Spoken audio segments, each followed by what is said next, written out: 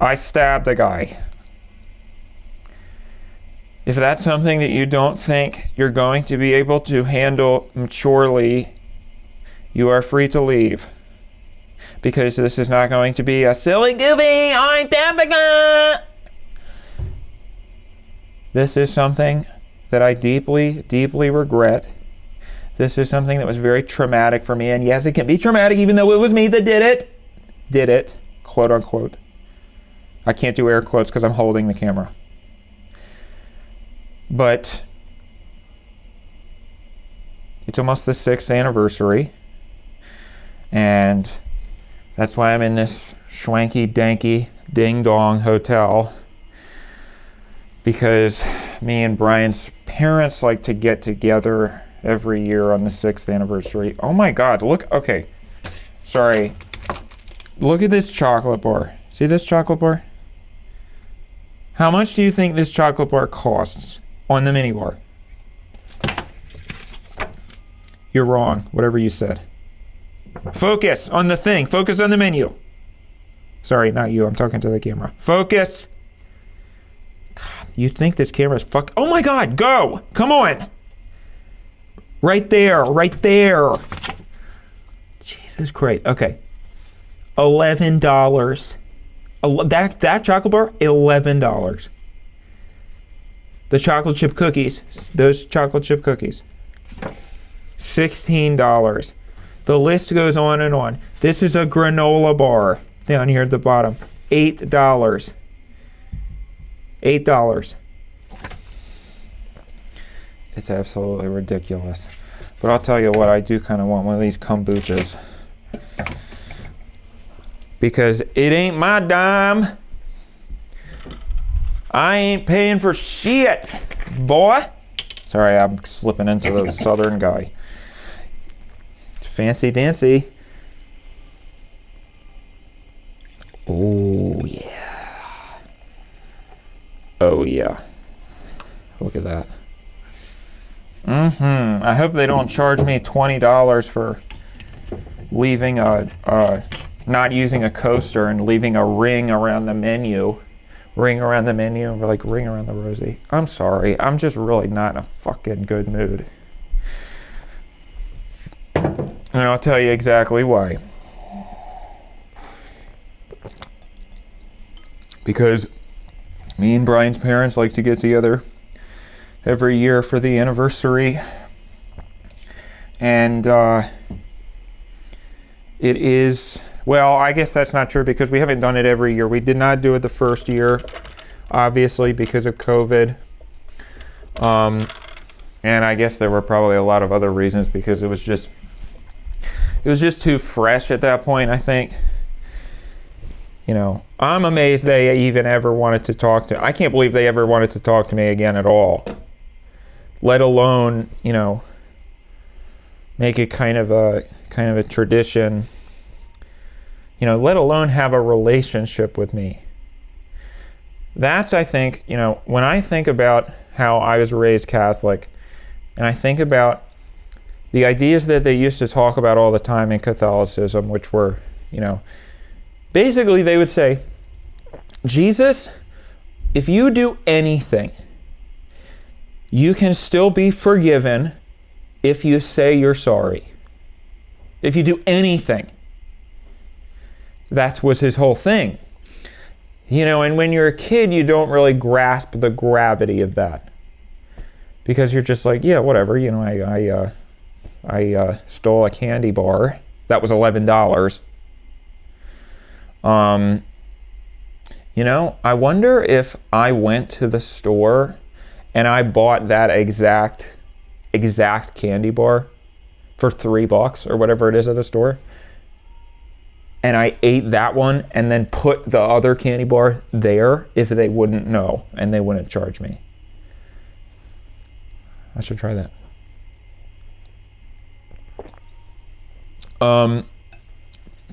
But yeah, they say if you do anything at all, you can be forgiven if you say you're sorry.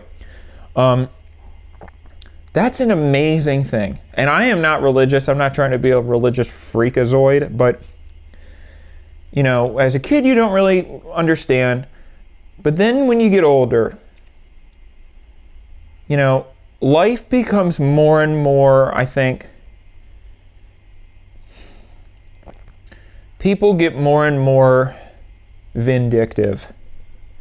Well, I guess I shouldn't say that. I think in the grand scheme of things, you know, we tend to think of these things in life, in society, as there's certain things that you can do that are unforgivable. I'm wearing a bathrobe, by the way. Did you guys notice that? I don't think that I have ever... I can't even remember the last time I wore a bathrobe. I think it was probably when I was a kid. But, I don't know. I was feeling fancy. I actually had a little bit of an incident, though, because this is the second bathrobe that the hotel supplied with me. The first one is out there on the patio. If the camera will focus on it and show you. No, not, I don't want to see the window bars. I want to see the outside of the window. The reason it's out there is because I was going to the restroom. You know, and when you're wearing things like pants and a shirt, that's easy to keep track of because it's just like, these are my pants and this is my shirt. But when you have a robe, you've got all these things just sort of flailing about, dangling everywhere. And so I sat down on the toilet because I sit down to pee, and there's nothing wrong with that. That doesn't make you less of a man. And this, I guess, dripped in the toilet and sort of steeped in the toilet water. And then it dripped all over the floor, and it was really gross. So it's out there drying right now. This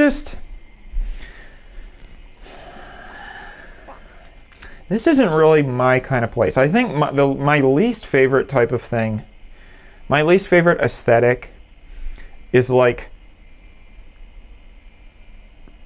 the sort of Target chic thing that rich people tend to default to, you know? Like, almost like bachelorette party aesthetic, if that makes sense. Because it just feels fake, you know? Maybe not fake, but it just feels like, it just feels, I don't know what it is about it exactly. But maybe I'll show you kind of what I mean here. You know, like the countertop and then the I don't know, it just feels like, I don't know. Do you guys know what I mean? No, you don't. Nobody fucking knows what you mean, Sam, because you're saying things that are stupid and don't make sense.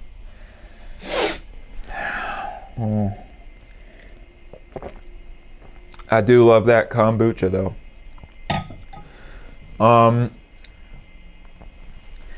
Yeah, Brian's parents and I'm in town because it's kind of become a little tradition. I'll visit with them for a little bit, and they'll put me up in a nice hotel, because they're sort of well off, and I think that they I don't know. It's honestly just something that I literally cannot fathom. I cannot fathom their grace and kindness. To say that I don't deserve it is understating it to an extent that is absurd. And I don't understand. You know?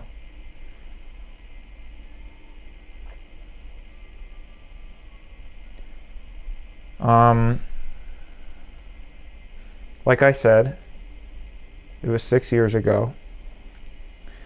It was a very, very dark time in my life, which feels like, I am not trying to say that as a cop-out, but I am saying that genuinely,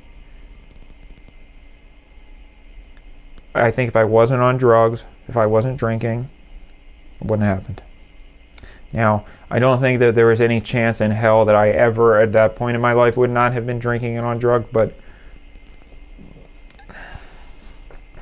it's just something that I can truly say will never happen again, because I will never allow myself to be in that situation ever again. I will never, I used to, before this happened, I used to sort of come back to this philosophical question a lot of the time that was basically like, do you think that anybody is capable of killing someone? Or is it that certain people are born with something that makes that in there? And it sort of goes back to what I said earlier. We all sort of like to think that people who do things like this are sort of a different species than us. So we don't have to humanize them. We don't have to worry, because if we humanize them, then we have to worry about, well, what if I became that kind of person? What if I did something like that? I cannot allow myself to even fathom that I ever would. So it's just easier to pretend that that I am not even capable of it, like something physically prevents that from ever happening. Which I don't think is true, because I can say honestly and definitively, I think the fact that this happened, no, you know what? Okay, I'll say it. The fact that I did this, because I did do it. I'm not in any way trying to say like, oh, it was an accident. It wasn't an accident. And technically, I was very lucky because I didn't get any prison time, because I think the judge understood that I was sort of not of sound mind at the time, because of I was under the influence of a lot of things, not just substances, but I was in an emotional state that I should not have allowed myself to get into, but it was the result of a very, very, very toxic, terrible situation.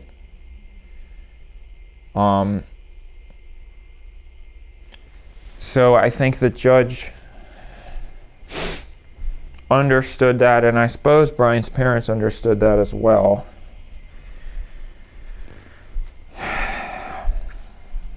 It's so interesting. Because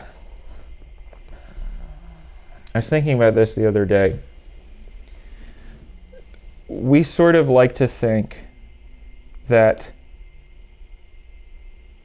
we can take our emotional experiences in our lives and we can sort of form them into nice little character arcs, because that's what we see on TV. And I think that's a lot of the reason why we are not able to accept the humanity of those who do things like what I did. If you go through the Facebook comments on the news article, it's people who just think that I should be cut up and fed to dogs on the side of the road. Because I think we tend to view these types of things as existing in a vacuum. So like in a movie, let's say there's a horror movie, Texas Chainsaw Massacre, which is a good movie. These people go to this house, they're terrorized by this crazy guy. One of them gets away, spoiler alert. And then they're fine. Or that's it. It's over. Everything is okay because they got away. The part of the movie that we don't see is that everybody involved in that story still has to live the rest of their lives. They have to live the next 60 years of their lives. How? How is that possible? We don't see that part because it's not exciting. Real life is not exciting at all. Real life is very boring. Because in real life we don't want our lives to be like a movie. We want our emotions, to be resolved. And so I think that goes a long way in explaining, why Brian's parents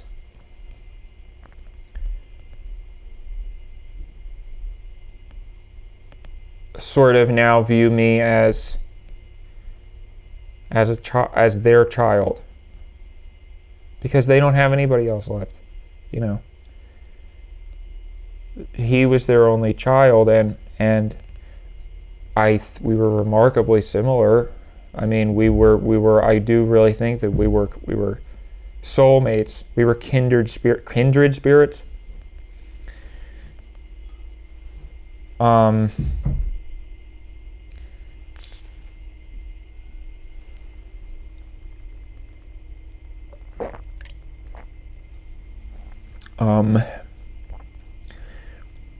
And I'll say this. I do think that I was the person who loved him the most of anyone. Same with Becca. I think I was the person that loved her the most. I think the three of us loved each other more than anyone else ever will. And unfortunately, the part of love that I think, love is a very powerful emotion. The opposite of love is not hatred. It's apathy. It's not giving a shit. Hatred and love, I think, are both... Well, I shouldn't say hatred. No, you know what? I am going to say hatred, because that is what it is. I felt deep in my bones that I was frothing with hatred. But I don't think I think that is because I will never love someone that deeply ever again. Because it's not possible to hate somebody that much unless you love them that much. Unless there has been a stake driven into your heart deep enough that you can even access those emotions. That you can even access emotions that are that powerful.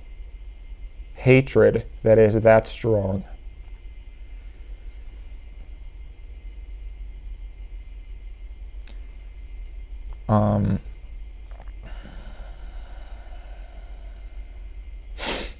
So 6 years ago, 2019, June 9th was the day that it happened. And it's a little earlier than June 9th technically, because I'm going out of town next week, and so I'm not going to be available to, I'm not going to be available to be with him on the actual day. So we're celebrating. It sounds a little weird to say celebrating, but that's kind of, I guess we do celebrate his life,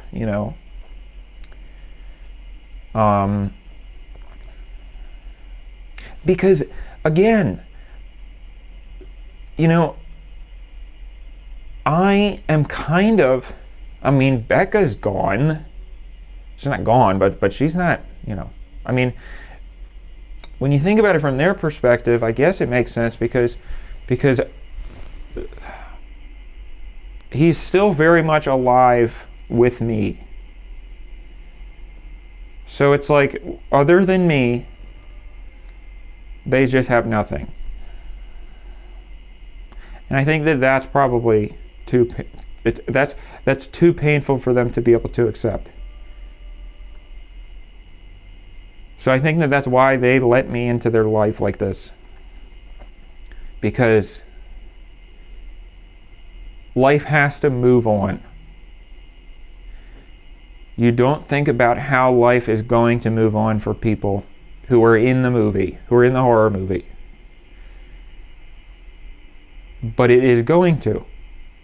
They have to wake up every single day for the next 60 years, however long they live. Since most horror movie protagonists were underage girls.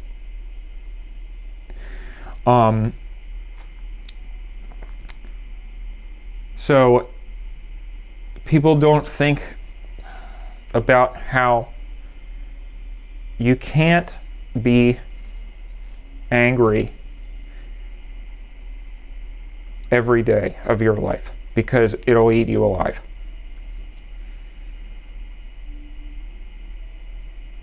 You have to, at some point, forgive the person who did the thing to you that you believe is unforgivable, because you just don't have any other choice.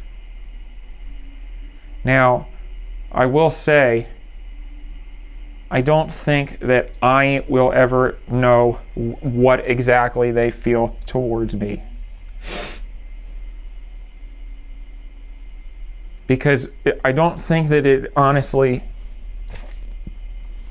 well, maybe that's not true. Maybe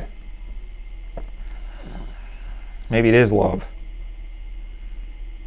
And it's like I just said with Brian, you know. Love and hatred are both the same piercing, the same thing that's burrowed into your heart.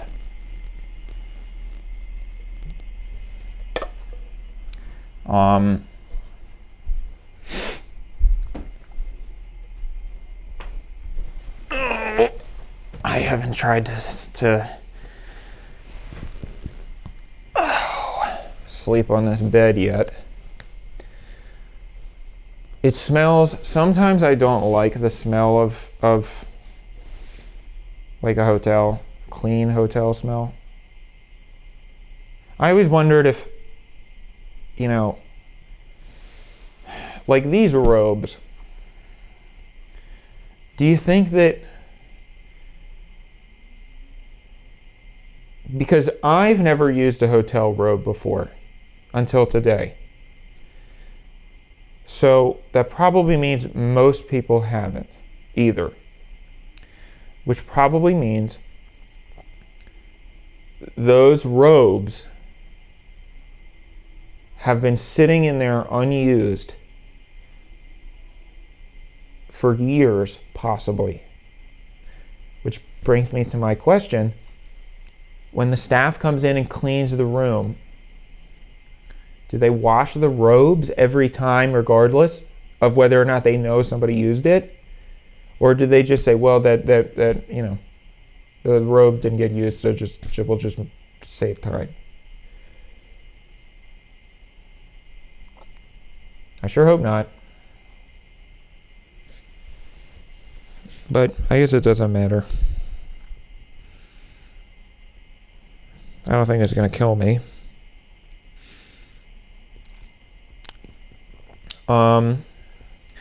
Okay, well, I have to use the bathroom, so I'm very sorry, but unfortunately, I will be right back.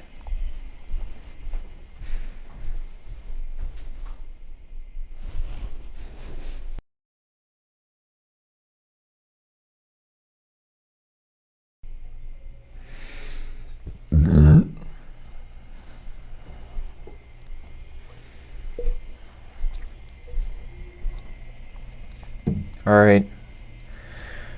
Well, I guess it probably makes sense to, I'm trying to think about where to start. The three of us met in college. I met Brian first. I met him freshman year. Because, how did I meet him actually? I don't know. It doesn't matter. Becca, I met, oh man, was it sophomore year? Yes, it was. Sophomore year in creative writing class. Yes, because I remember I lived at that dorm. So I was in a creative writing class. And I've always said something that's kind of corny, which is that, you know, I do think that love at first sight exists, but I think what it is that we are feeling when that happens, you know, they say, I think Einstein said this, or somebody, but time exists all at once. It's just a thing that's there. So every moment that has ever happened in the universe and ever will happen has both already happened and not happened yet. Sorry, that was too confusing. Everything that has happened or ever will happen is just there. We, as human beings, are sort of forced to experience all of it moment by moment, because that is how we traverse through the universe, you know. So we are sort of shackled to the idea that we have to feel each and every moment pass through us, as opposed to existing. Maybe there are 5-dimensional aliens who can see time all at once, but we can't. So I do think that when you meet somebody who is going to be very pivotal in your life, who is going to change your life and have a big impact on you, because that has already happened, you just haven't traveled through the moments yet. That energy exists in the universe. The energy sort of transcends time. So that's there, and you can feel that, you just don't know what it is because you haven't seen the moment occur yet. So I do believe if the closest thing to love at first sight is just us perceiving that the energy that the person is going to afflict on us in our lives. That's probably a negative way to say it, but you know, I do. So when I saw her in class for the first time across the room, it was like a lightning bolt. It was like I got hit by a lightning bolt, which is cliched way to say it, but it really was. It was like, bing, you know. And I felt that. I felt the universe wrinkle, you know.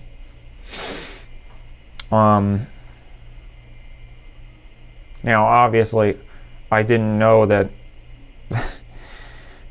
I wish that I would have. Well, no, you know what? Maybe I shouldn't say that. It's a tricky thing, because then I start to think, like, if you go down the line of, like, I'm glad it happened, which is not what I'm saying, well, maybe it is what I'm saying.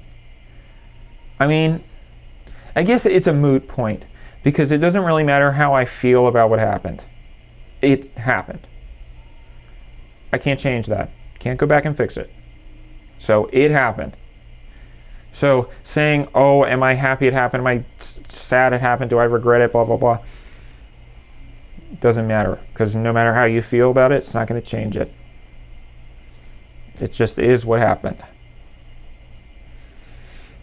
The only thing that you can change is the future, which is why I am adamant to make sure that this never happens again. That's the only thing that I can change. I wish that, 7 years ago, 6 years ago, I would have had that same foresight, but I didn't. Because I didn't know. I had no clue, So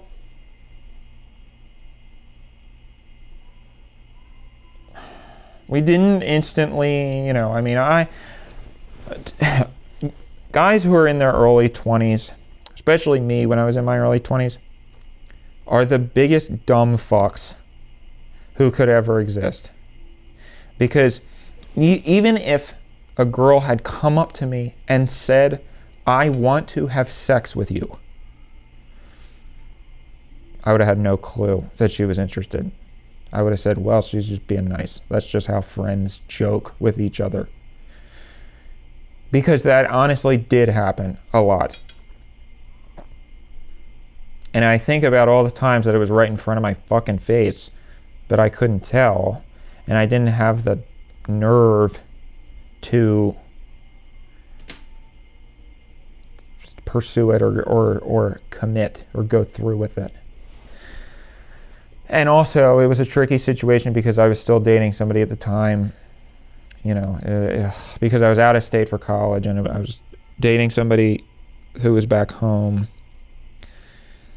And it's a tricky thing, because it's like, if you feel that way about somebody else, I was in my head, I was like, well, as long as I don't do anything, then it's fine. I haven't done anything wrong, But the way that I felt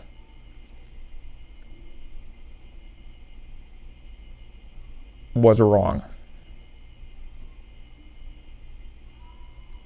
And it's a weird kind of thing, because it's not like the person who I was dating and who I betrayed emotionally will ever find out unless they watch this video. So if you're watching this, I'm sorry. But I don't think it makes it okay just because it all happened inside of me. No, that's not what I mean. Because it all was happened in my mind. But at the same time, it's not like I could control that. It's not like I could control how I felt.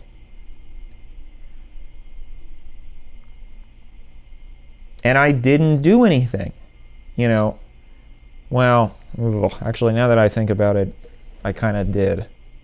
I did a lot of things that probably I thought I was getting away with it. I was being tricky, I was obeying the rules. But I back then Facebook was popular, so I friended her on Facebook, and we started. Actually, I was shocked because she messaged me first, out of nowhere, and I was genuinely shocked. She was hot. And honestly, I look back and I'm like, she wasn't that hot. But I thought she was. I just don't think that she was as out of my league as I thought, at the time, because I didn't have any confidence. I'm not saying that to be mean. I'm just saying, like, it's just the way it is.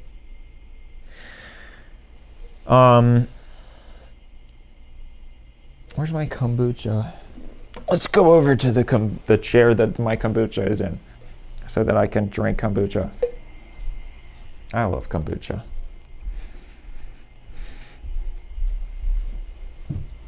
Ooh, mamacita. Sorry, I don't know why I said that. That's kind of weird and uncomfortable. So we did sort of start to talk and I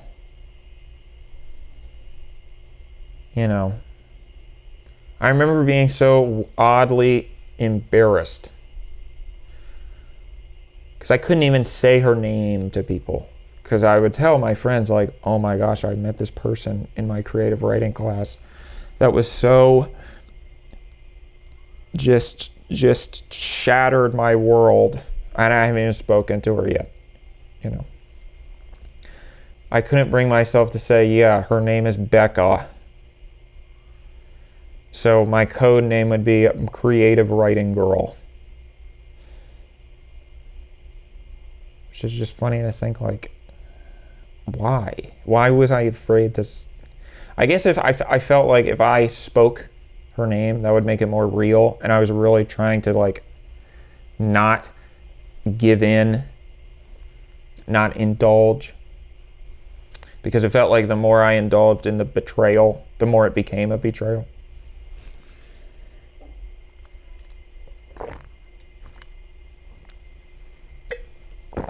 Oh, man. And nothing happened. I didn't do anything. We both sort of got over it. I now realize, like I said, in retrospect, she probably was just as interested.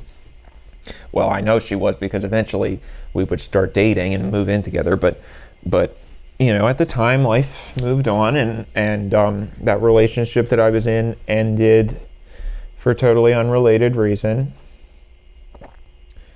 And I continued to be friends with Brian, you know, for the same as always.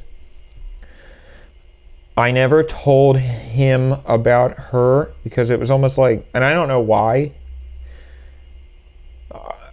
I'm weird about sort of like certain friends. I think it's like people who don't like their foods touching on their plate. Certain friends are in certain sort of categories, and I don't like them to mix, you know.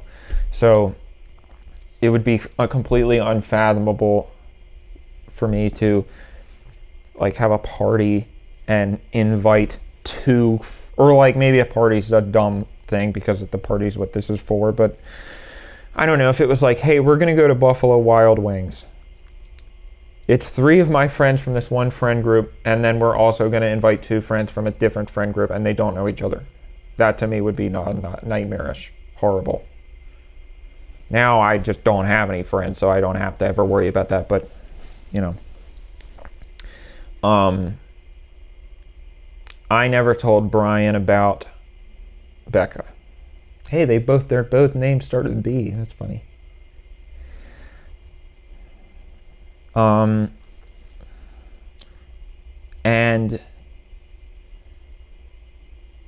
then they started dating. Because, you know, I think that they were, I don't know, they fucking played soccer or something dumb shit, I don't know. Can you tell I'm over it? No, it really didn't bother me.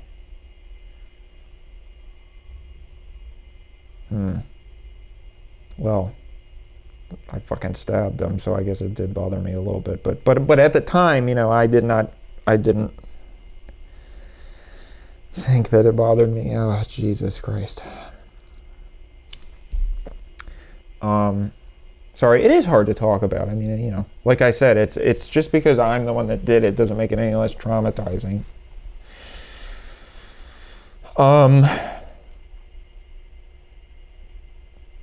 Now, keep in mind, this is still a full year before what I just said happened physically.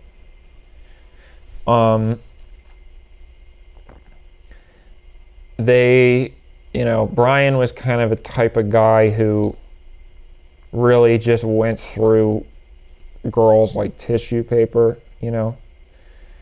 And I was kind of the opposite. I was playing the long game, you know. So most of my relationships were like years long, and he was he was like, one time I think he was in a relationship with a girl for a week. Like fully girlfriend, 1 week. I think his longest was maybe a month. Some people just are sprinters, and some people are marathon runners. But they, you know, I mean, at the time, me and Brian lived together. And so she would come over and you know, we would all hang out, the 3 of us. And I thought that it was like, well, this was a girl I had a crush on for I don't know, maybe a couple months, but that's it. It's over, you know. And we were all very good friends, you know.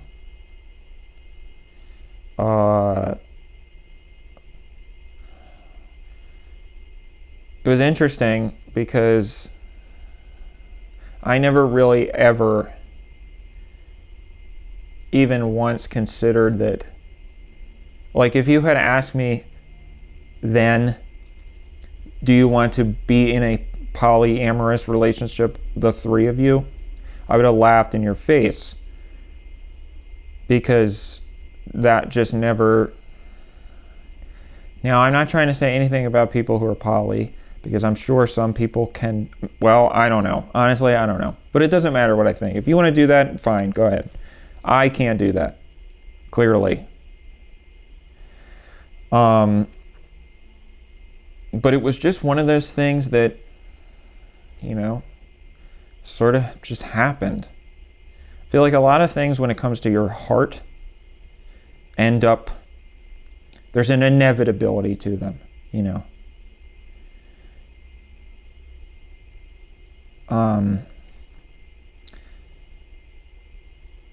So if I had known, but again, there was no possible way I could have known.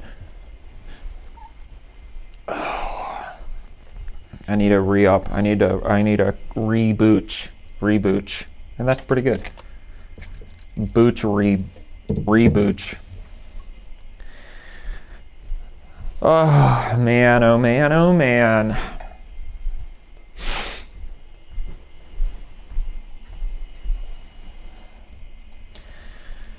I don't know if me and Brian's parents are going to get together tonight. I go to bed pretty early. Here, I'll show you pour. That's a good pour here.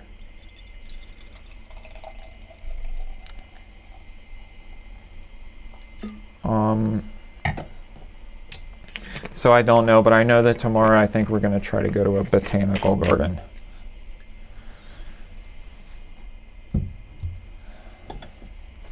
So, I don't know. It is, I mean, the funny thing is that it's really not awkward between us. It is completely effortless.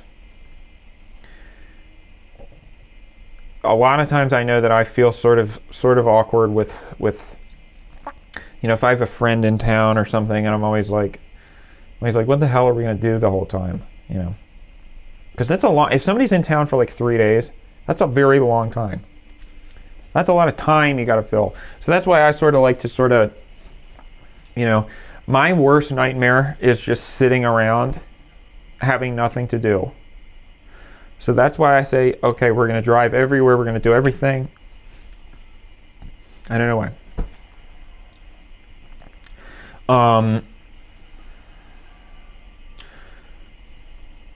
So I think we've been texting. I think tomorrow probably we're going to get breakfast, even though I don't like eating breakfast.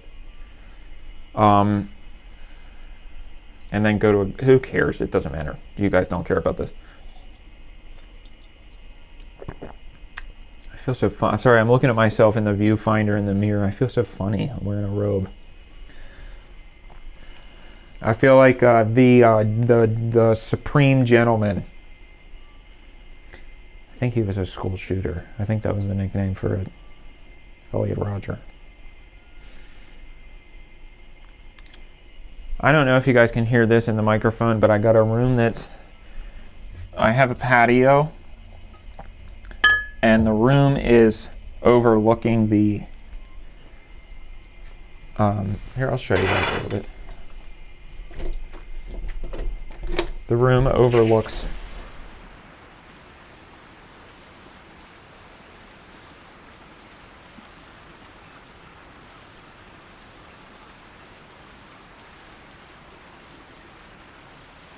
there's sort of a courtyard here that the room overlooks, and it's in like a solarium for some reason. I don't know why. I wish I had gotten a room that was by those palm trees. There's nobody here. That's the other weird thing. They're like, there's nobody here. I think I might be the only person who's staying in this hotel.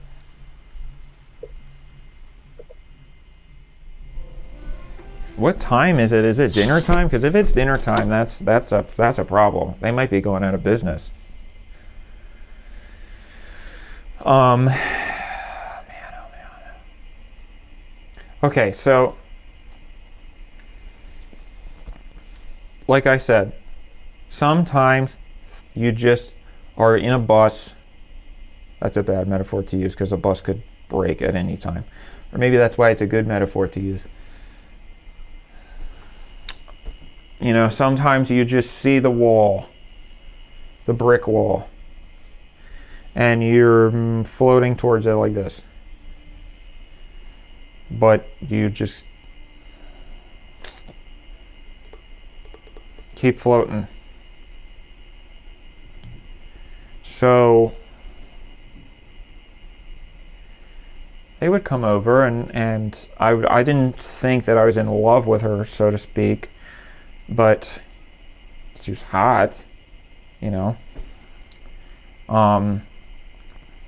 And certain things would start to happen, you know, because at that age also you're very sexually sort of open too, you know. So I think that I have a little bit of a voyeur fetish, because I think because I'm sort of like a you know,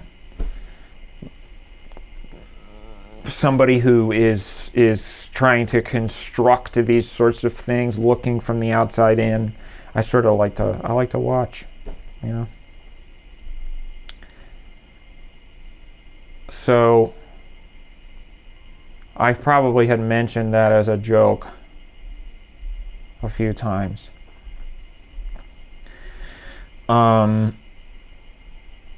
And the walls were very, very thin in that apartment. I guess it was a house. We had the bottom floor valve.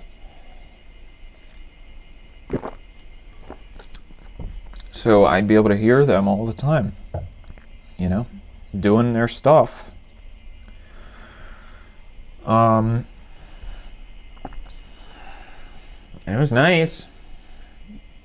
You know, I mean, and I would tell them like, oh, I could hear you guys last night. It seemed like you guys were really seemed like it was really going well. You know, and they'd be like, oh, you know, I'm so sorry, but I'd be like, no, don't apologize. You never have to apologize for that. Trust me. So they didn't, you know, it was a gradual thing, you know, until it wasn't. Trying to find a good place to put this camera. It was a gradual thing until it wasn't. Really, the sort of watershed moment was we got a really big snowstorm, and we got snowed in. And at this point, I drank all the time. A lot.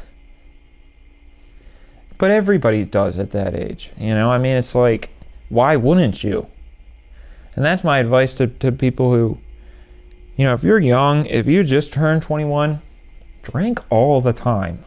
Because you're not going to be able to do that forever. At a certain point, you get to an age where it's not cute anymore, and you have to stop and you have to live your life. So enjoy it while you can.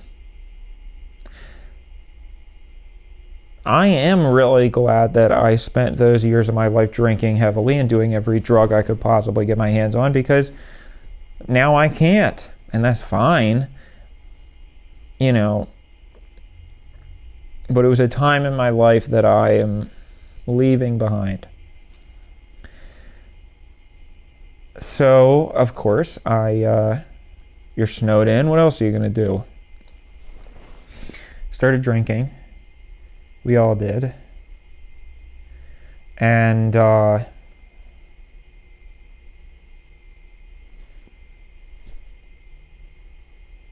I actually, now that I think about it, I can't remember how it initiated. I can't remember how it, what was the first thing that somebody said that was like, hey, do you want to, I can't remember. Oh, you know what I think it was? I think it was one of those stupid,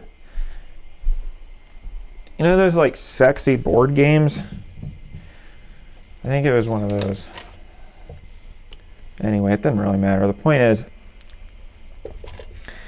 we started, well, I'll tell you what I'm going to do. I'm going to use the restroom.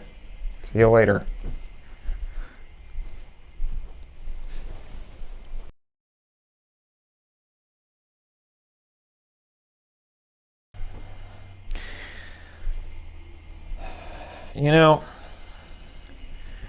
These were good times.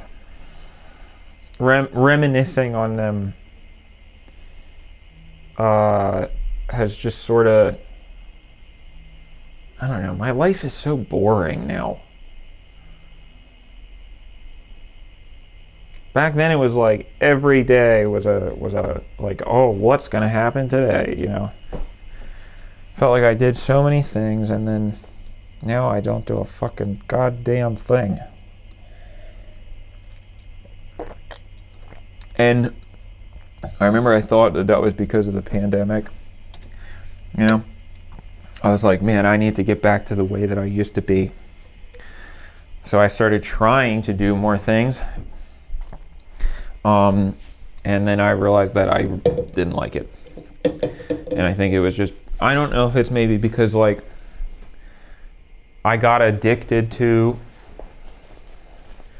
sorry, I've been texting with Brian's parents to see if we're gonna get dinner. I don't know. I just don't.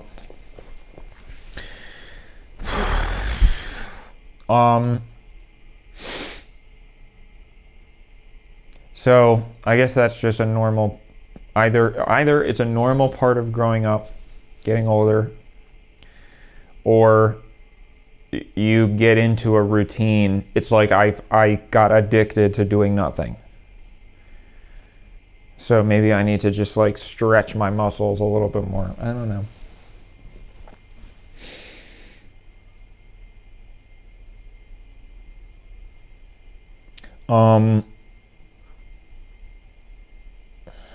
Yeah, so we started, I can't probably get into the specifics of the tryst, the what do they call it, menage a trois, because also it didn't really happen. It didn't happen that night, at least to that extent, to the extent that I would call it. I mean, I call it. We eventually would do that, but at that point it was. I just couldn't imagine. I was just like, oh my gosh. Now, I will also say that I had less to lose in that situation because, I was just some guy. I was a free agent. I think that, in Brian's position, I totally understand why he was not okay with it and put a stop to it.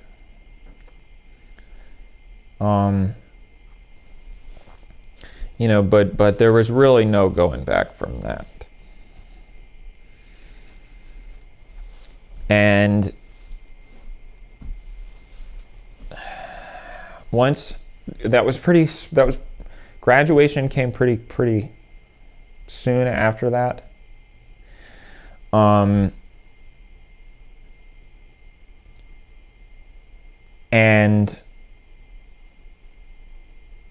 me and Brian said that we would like to continue living together. So we renewed our lease, and our third roommate was moving out. And he said, wouldn't it be fun if, because me and Becca were thinking about moving in together, but I also still want to live with you, so wouldn't it be fun if the three of us lived together? And she joined us sort of as a third roommate, And like I said, I hardly had a damn thing to... I don't understand why. It's like my fucking phone is just a brick that people in Indonesia use to try to scam me. I hardly ever get a phone call from somebody who I actually want to get a phone call from. And that's also partly because I don't ever want to get a phone call. Ever. Man, I'm really, the robe is kind of, sorry, I didn't realize the robe was getting so revealing. I don't even know why I'm wearing this, to be honest. This is fucking stupid. I don't even like robes. This feels uncomfortable. But I'm just trying to enjoy myself. I'm just trying to fucking enjoy myself. Is that so wrong? What is that a fucking crime? You know, I don't understand why it's like, God. Anyway, sorry. I'm freaking out.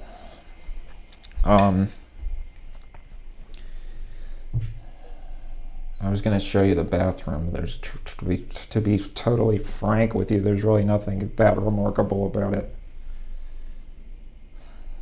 This looks like a nice shower, actually. Oh, nice shower, I guess.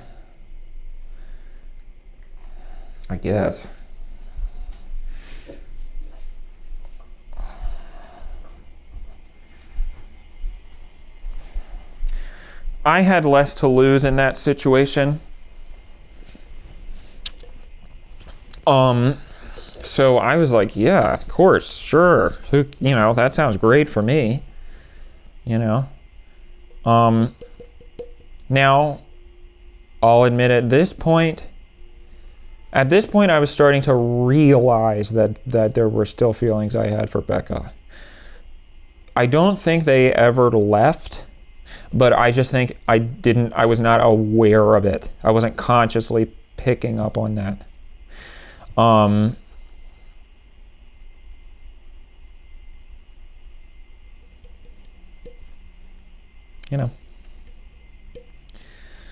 So she moved in and became the third roommate. And it was, I'll be honest with you, that beginning portion was the best phase of my entire life. That's the most fun I've ever had. That's the most that I've ever looked forward to coming home. It just felt like every day was a party. It felt like every day was like I was with my best friends in the whole world.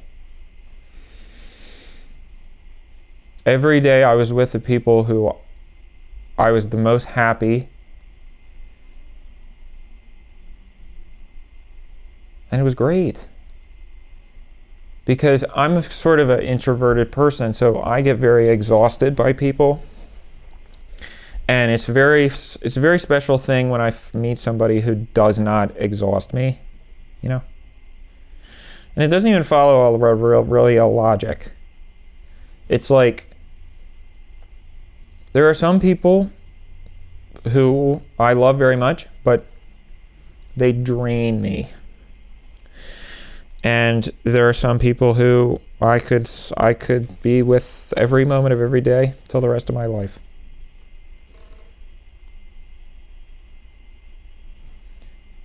And now I had two of those people. And I was so happy. I used to come home from work and be so happy. If one of them ever had to do something, and they weren't going to be home, or God forbid, because sometimes they would both like go on a date night or something, and I'd be so sad.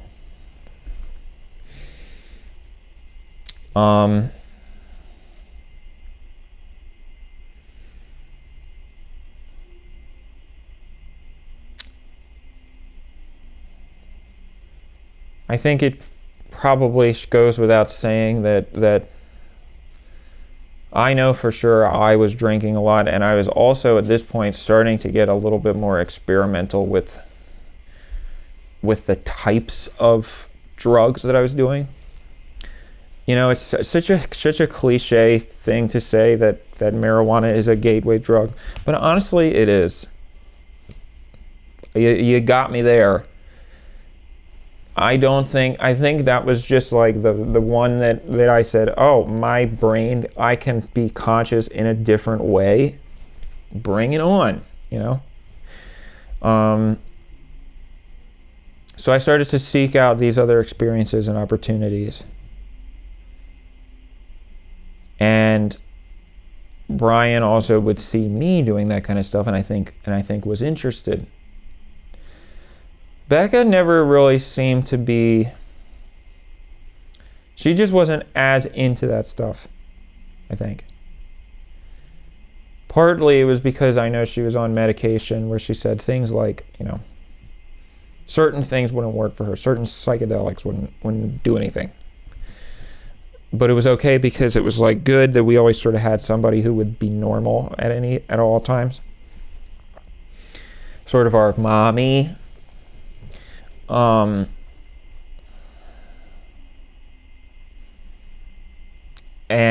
I, you know, like I said, the first thing that Brian wanted to start doing was marijuana, which he had never really, I think he had, but I would always be so like emphatic about how beautiful my experiences with it were. And he'd be like, oh my gosh, I want to, you know, and I had another friend where that happened too.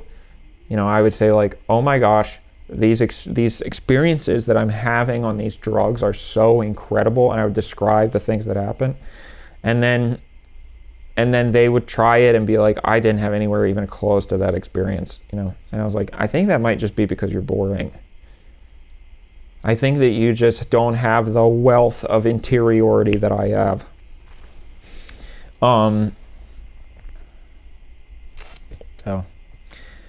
but Brian did really enjoy a lot of this stuff, you know, being sort of in an altered state of consciousness. And so eventually, you know, we got to the point. Now, it's interesting, again, to think about if drugs and alcohol had never been involved in this at all, how might it have played out differently? But also, I don't think that there ever was a way that any of this could have happened without them. It's just that's just not what happened. So I started to, I think the first night that they started to say, not they, both of them.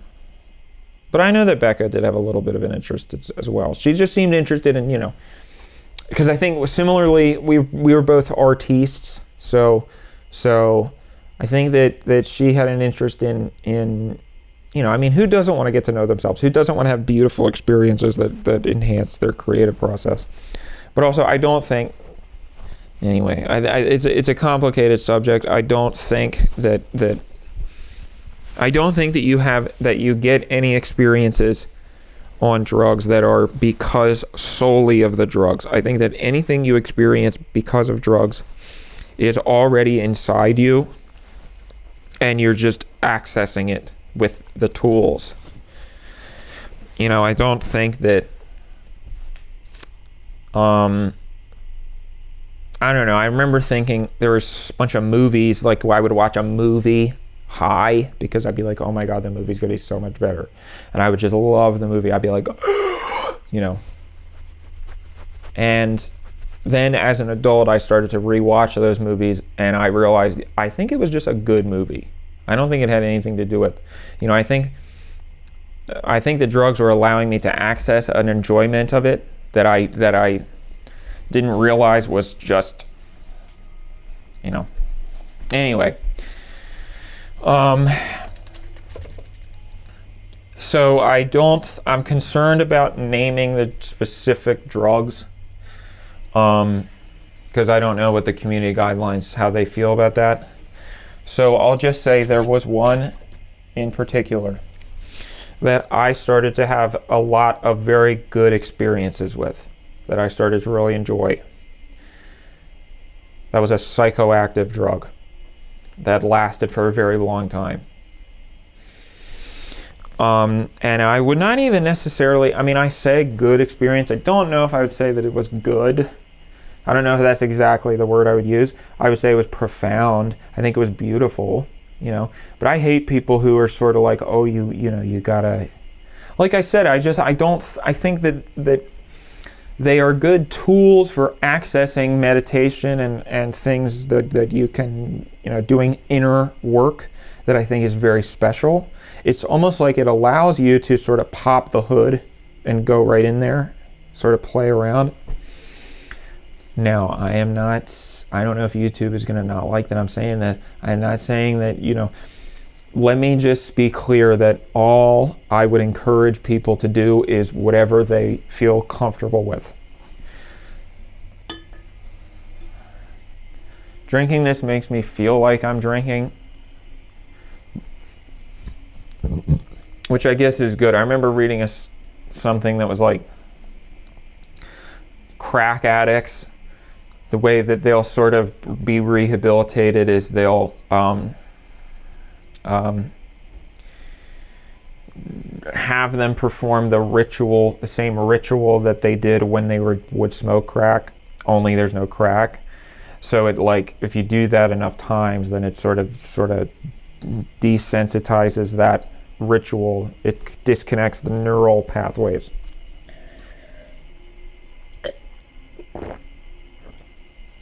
They didn't have us do that in rehab, but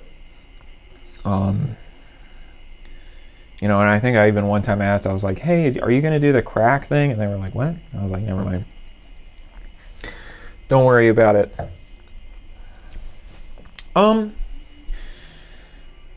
So at first the experiences were very nice. And I think something that I used to think was fun was combining, you know, psychoactive substances with alcohol.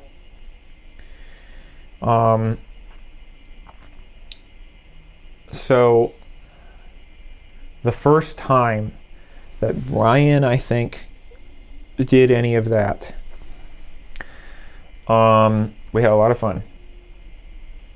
And the next day, Becca was like, you know something? I think I would like to also try that.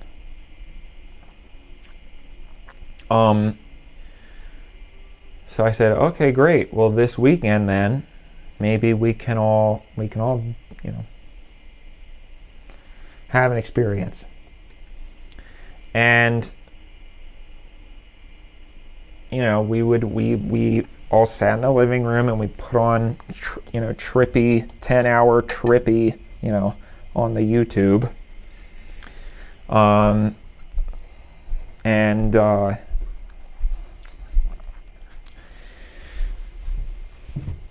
Just kind of laid there. The thing about these substances is that you can just kind of lay there. As a matter of fact, I think that's usually what you're supposed to do, you know.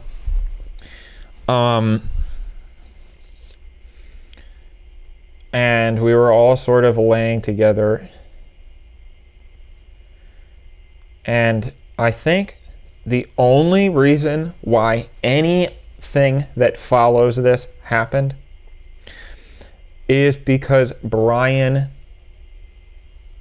will put his head on my shoulder first.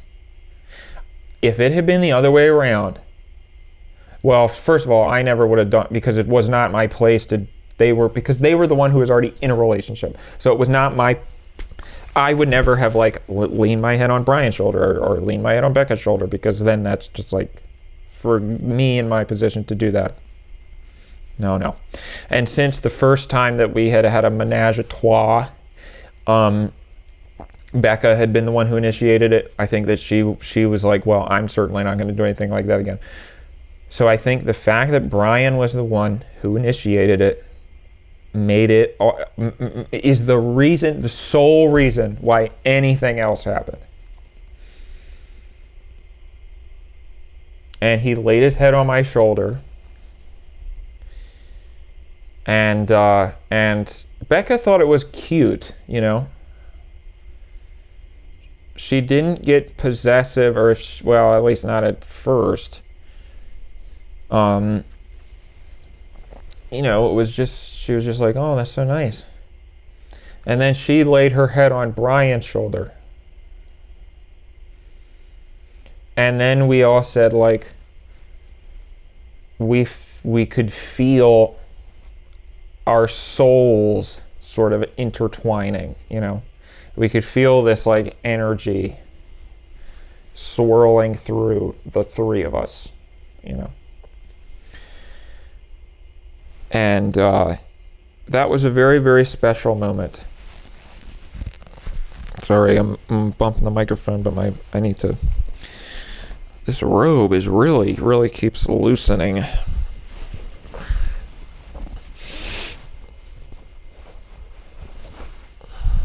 That was a very special, very nice, very fun moment. Nothing happened beyond that time. But I think that, like I said, that was what opened the door.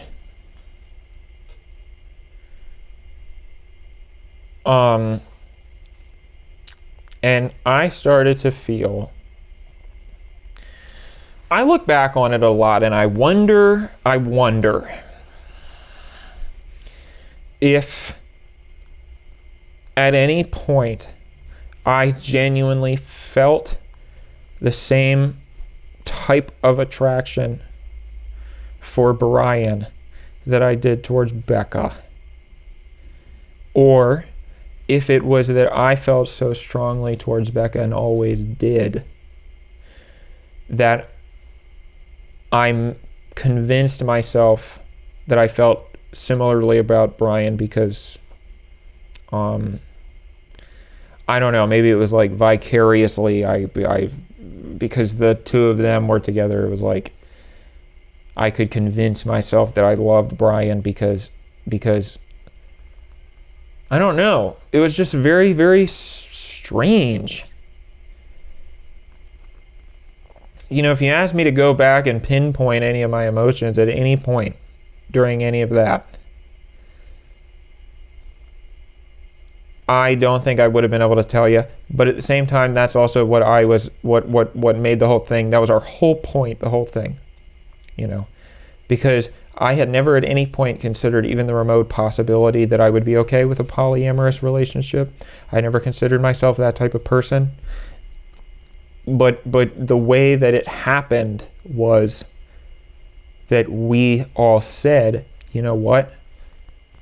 It doesn't matter that we don't know how we feel. It doesn't matter that we don't know what we're supposed to do or what the right thing to do in the situation is. We don't have to label it anything. All we have to do is act intuitively. We all care about each other. We make each other happy. That's all that matters. So we're not going to call ourselves, you know, we're poly, and this is my primary and all this stuff, words, bullshit, you know. And you can argue that it just eventually ended up being that way, but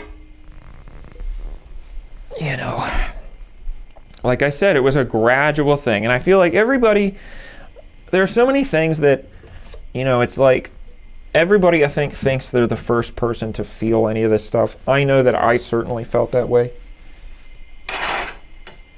You know, there were so many things in my life that I was like, wow, I am the first person to ever feel or do any of this. And of course I'm not, you know, but it feels that way.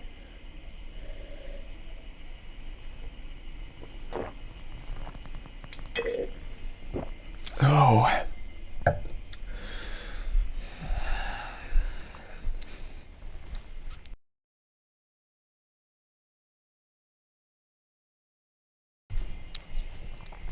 You know what would be fun? Let's try sitting on the balcony. Just a little bit. Let's catch the vibe out there.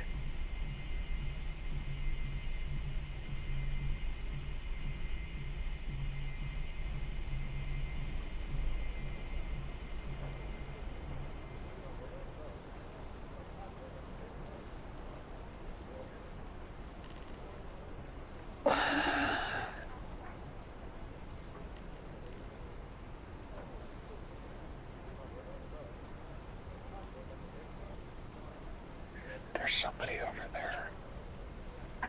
I don't want them to hear my story.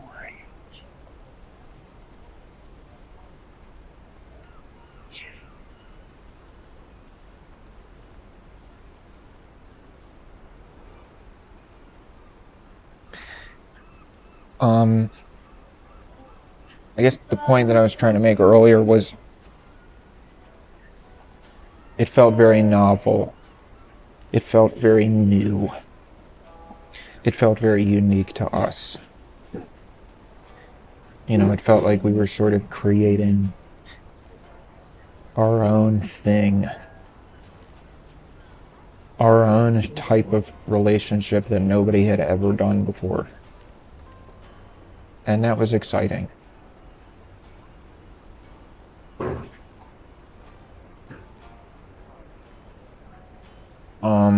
The way that it kind of, it's like I said, it was gradual. It's not like one day we woke up and we're like, hey, do you all want to basically be in a de facto polyamorous relationship? It was just sort of like, you know,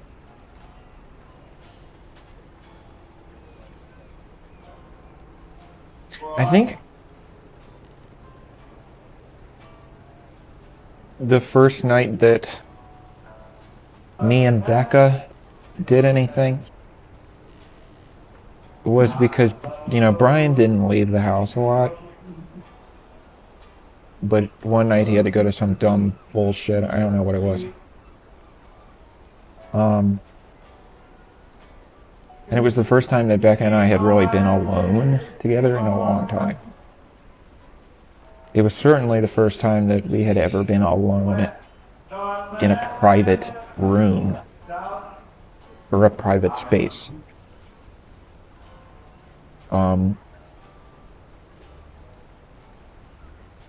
And we were both like, well, you know, because we had a sort of a routine where it would be like when I got home from work, we'd all sort of debrief in the living room and talk about how our day was and what have you. And the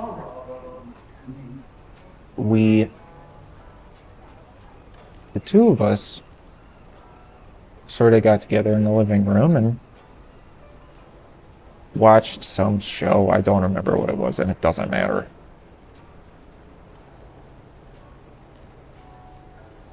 And I was drinking, of course, and so was she.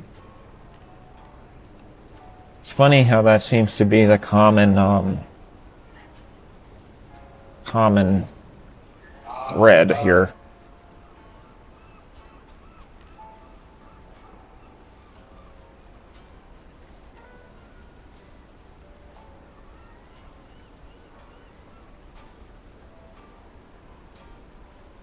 And there really was no lead up. We just, all of a sudden I saw the way that she was looking at me, and I realized I must have been looking at her the same way, because we leaned in and it was really nice. It was so nice. It was so nice. And it was so exciting, you know.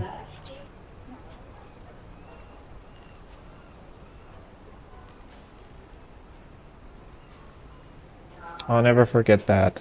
I'll never forget just the pure joy that was on her face and in her eyes.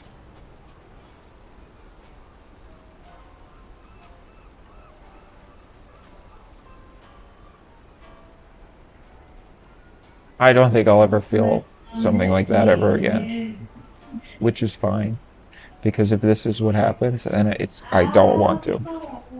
So I'm good. And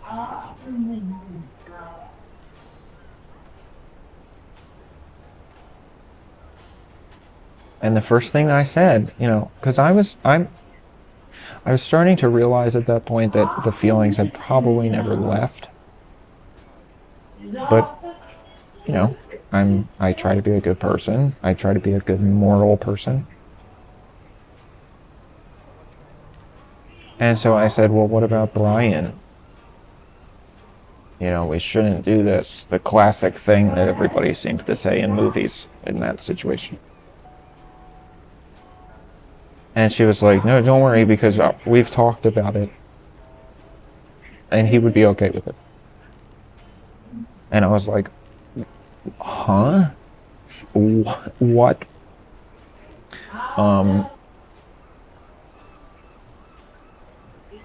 But she said, yeah, you know, that time that you almost did this and it didn't happen.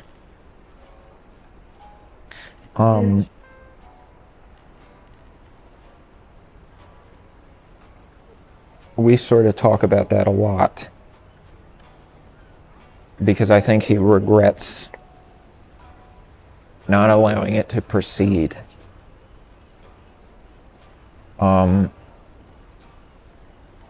And so we always sort of flirted with the idea of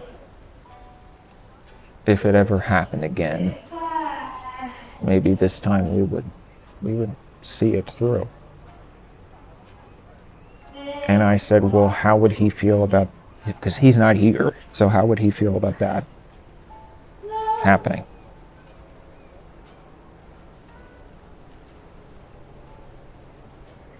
And she seemed to think it was all right.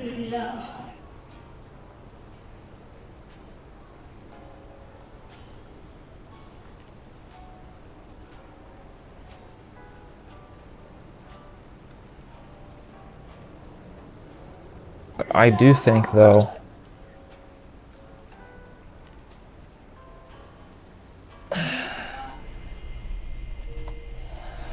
I don't like it out there. I don't know. It just gives me a bad vibe. And also, that fucking person was sitting out there hearing every word of what I was saying. I'm not going to get any money from that.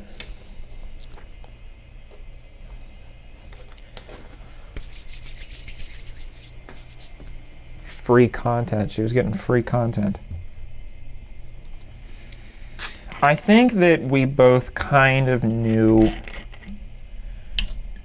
that that wasn't exactly kosher, because I don't believe that she ever told him.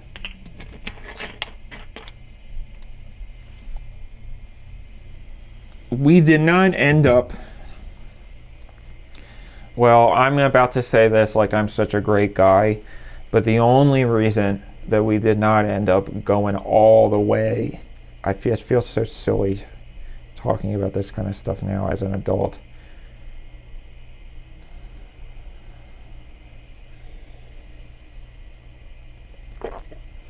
The only reason we didn't was because I was having issues. Because at the time, not anymore by the way, but at the time, my anxiety was to such a significant extent that I would not be able to get myself there, if you know what I'm saying. And so we came pretty damn close, but didn't happen. Not that it would have mattered. Maybe it would have mattered. I don't know.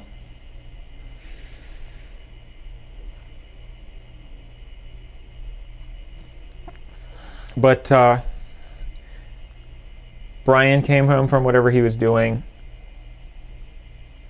and we were out in the living room, you know, and he said, "Howard, you guys have a fun night?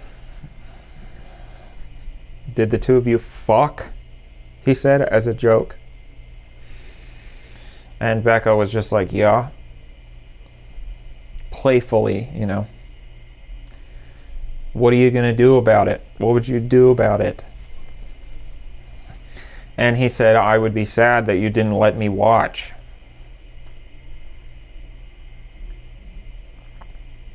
So she was like, well, you're home now. Do you want to?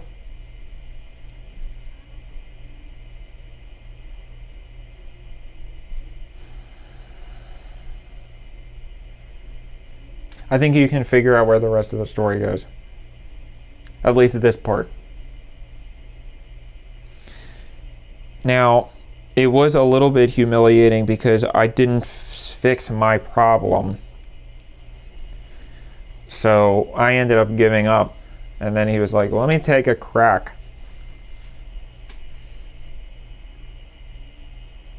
Anyway, that was that. And I think we knew that something had been sort of, there was no going back from that, you know. We had crossed the Rubicon.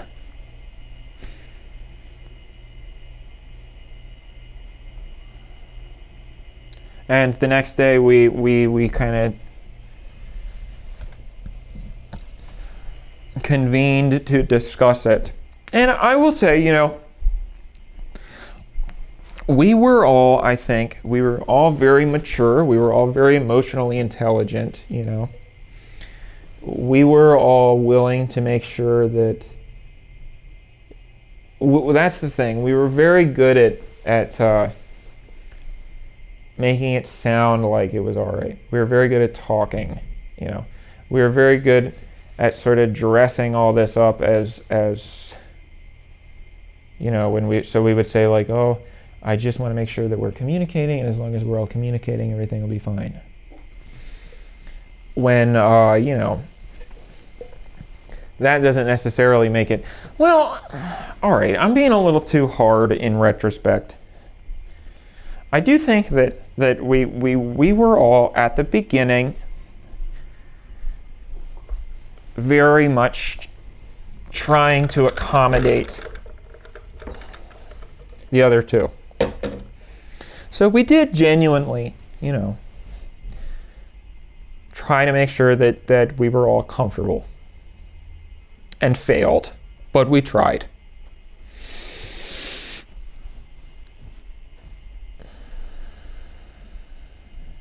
So, at first, the reason why I was okay with it was, I think, because I knew that Becca liked me more than him. And the reason why I know that is because she told me. That was, I think, the first thing that started to take it into territory that was probably not great. Because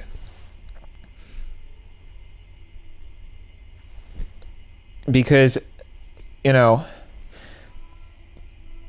a few months went by where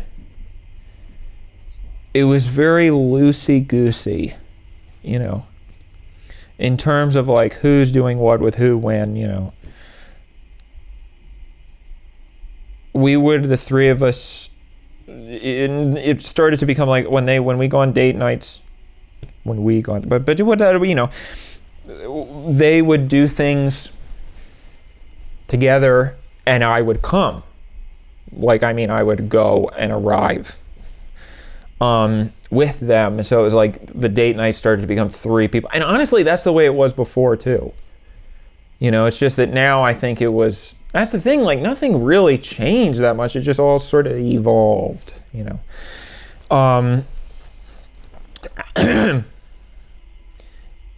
And then what started to happen was it would be like one of us, it would be like if Becca and I wanted to go do something, that was a big conversation that we had to have, because we said, okay, if one of us wants to do something with the other without the third, how do we handle that? And so we said, well, you know what? Let's just make it so that none of us has to broach the awkward subject and ask. Why don't we just set up a routine, a schedule, where every Friday you know, Becca and I get to go do something.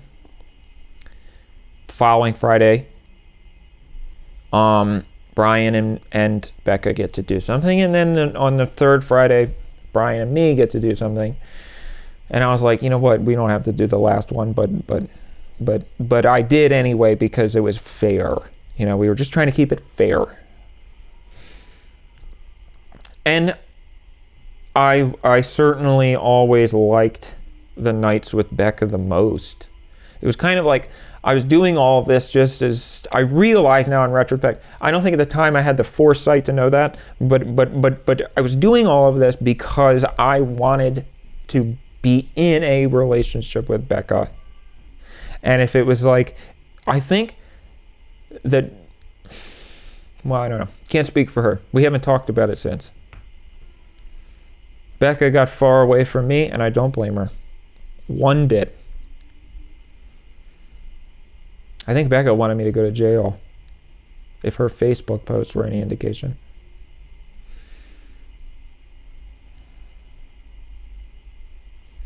Even though she tends to, it's just interesting that she shares so much anti-prison abolition or prison abolition content. And yet she seemed very for prison when it was me, but I understand. I think that that's kind of the way that she was able to deal with the feelings of guilt, that maybe she was responsible for it in some way, which she was. No, I shouldn't say that. I mean, I think that's the thing. I think all three of us played a hand in the destruction of the other. It's just that I happened to be the cork that popped first. If it hadn't been me, it would have been somebody else. Something was going to happen. Because that house started to become a powder keg. That house started to become a pressure cooker. And if you think about it, I do think that probably my breakdown, my being the one who did something first, really was a pressure release of all of us. You know, because I think that we all started to be one organism, which was a very strange thing, you know.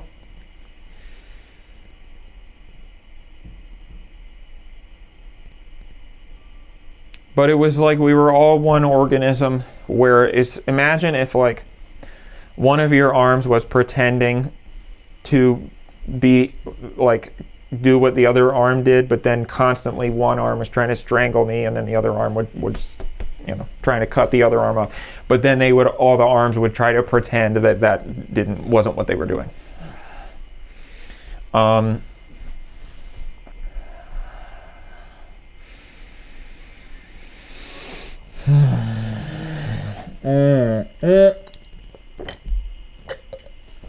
So, oh,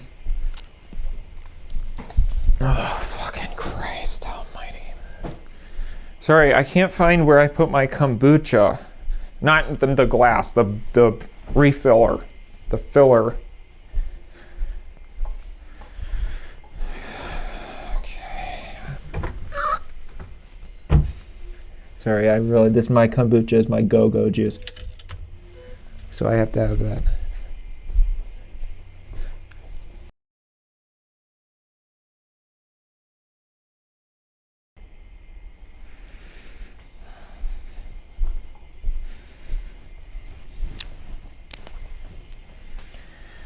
Okay, crisis averted. Thank you all for your patience. Oh.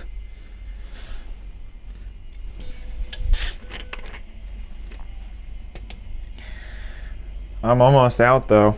This might be the last glass. Oh no, I think we got a little bit more to go. I don't think it's good to drink all this in one go, but it's not good to do a lot of things. it's not good to get in a polyamorous relationship with your two roommates, even though you know that that's not actually what your intentions are. Because I don't think that I could ever say, honestly, that was what I genuinely wanted. You know, I don't care about I mean, honestly, like, well, I shouldn't say that. I mean, he's fine. Like, I just sort of, I didn't like him. Do you ever have a friend who you just don't like? You know, where it's like you just sort of like, I don't know, you think like, well, I don't really enjoy being around this person. I don't like talking to this person. This person doesn't really, they annoy me. But that's just what happens when you're best friends with somebody. I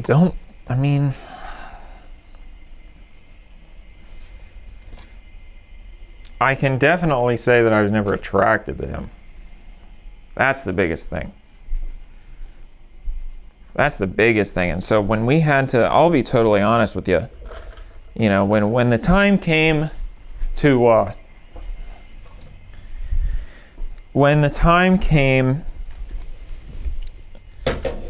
that I started to realize it would be, because now, all right, maybe I was a little bit of a bad person because I distinctly remember knowing I have to pretend to like Brian just as much. Otherwise, they're going to realize that something is up. Otherwise, he is going to realize that the only reason why I'm doing this is because I just want to be with her. So I have to at least pretend. And that was a very intentional thought on my part. I can't say all that woo-wee, like, well, maybe I just didn't understand my own blah, blah, blah. But that was very much an intentional thought that I had. And I purposely said, I need to just pretend. So I'm going to go out with Brian, and unfortunately, I'm going to have to fuck him. Maybe I'll see if I can get away with not going all the way. But I have to do that. Keep up appearances.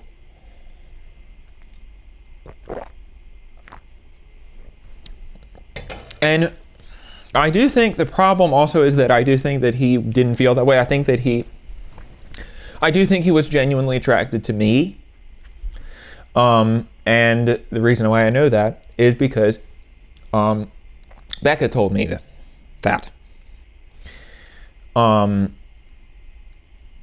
Privately, she said one of the reasons why he's going to be okay with this is because he has always had a crush on you. And so we the two of us, the two boys, went out on our little date.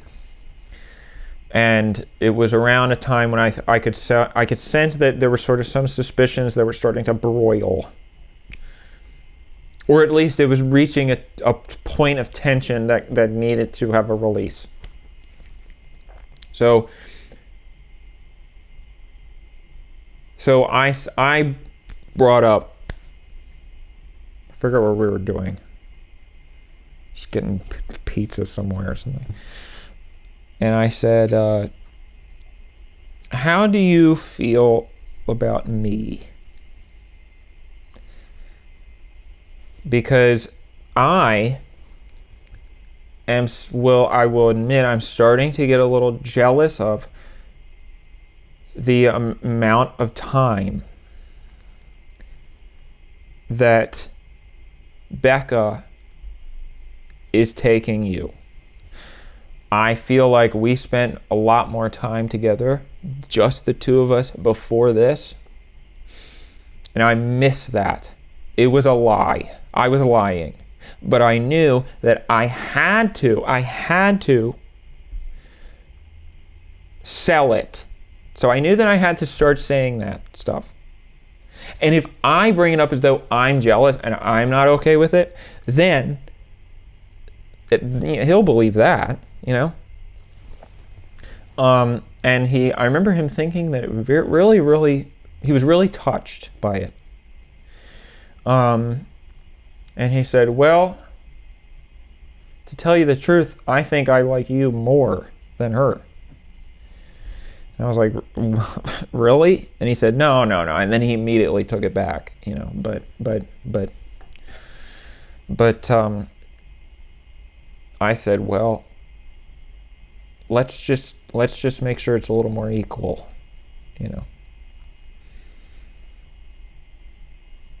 So, again, in order to, I don't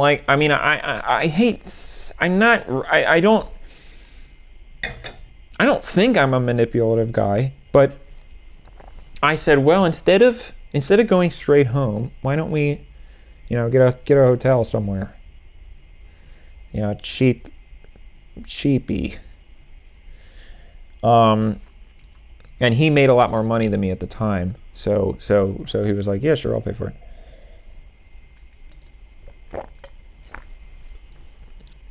I can genuinely say I did not enjoy anything that happened in that hotel room. It was consensual, of course, but I didn't enjoy it at all.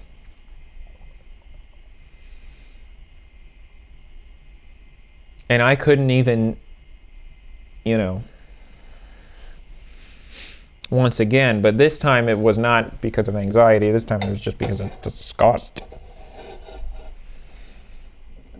You know, and it's a horrible thing to say, but just wasn't there. But again, and that's when I started to think, you know what?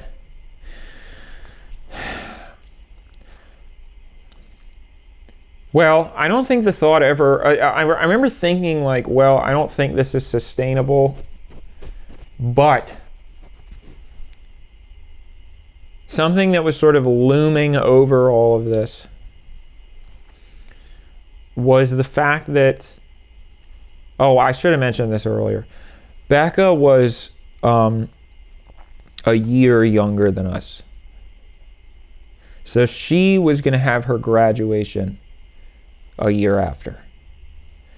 And I think part of what made it sort of bearable, or made us sort of able to, you know, I always knew, well, this has a hard out. Regardless, you know, it's not like she got a job anywhere, but I sort of said like, well, once that happens, once she graduates, you know, she sort of talked about the idea of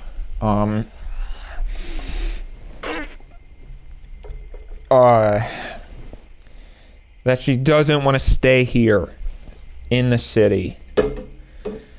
You know, that she just, and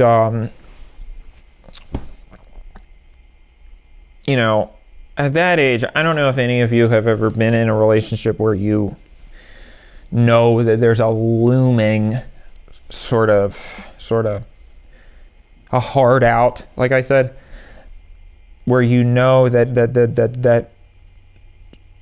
at that point. Well, also, I've started to realize that that's kind of there with every relationship, no matter what. I mean, everybody knows that it's either the relationship's going to end or when he's going to die.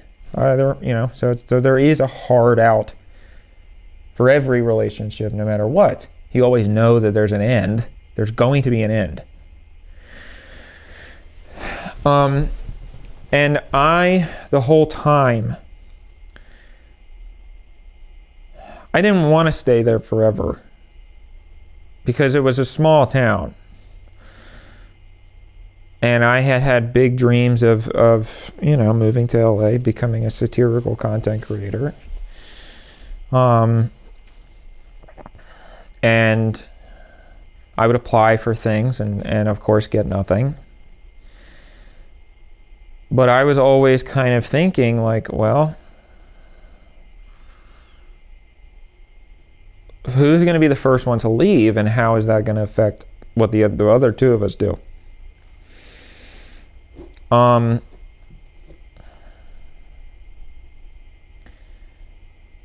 And so she, I think, very, very conveniently sort of played coy about what she was going to do after. And we didn't really, they had some kind of argument about it. I wasn't there because it was one of the nights where I was off doing something. All I know is that I came home and they were not, I came home and the living room was empty. And I was like, ugh, you know. And Brian was asleep. So I knocked on Becca's door and I said, "Is everything all right?" You know, it's kind of strange. She said, "No, we just."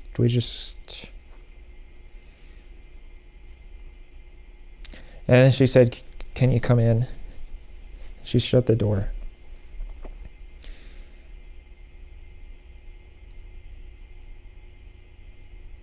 And she said, "You know something?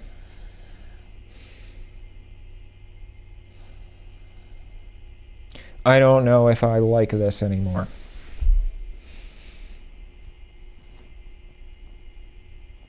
And it's funny enough, that was never something that any of us thought about.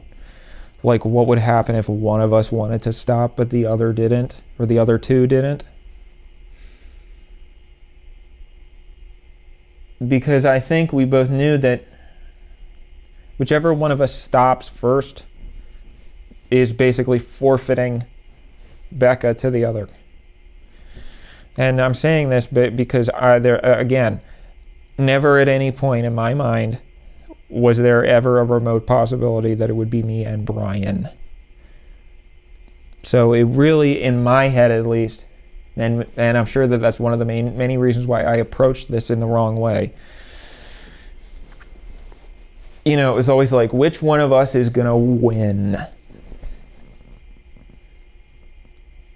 And I think, you know, I've talked a lot in therapy about this. I really do believe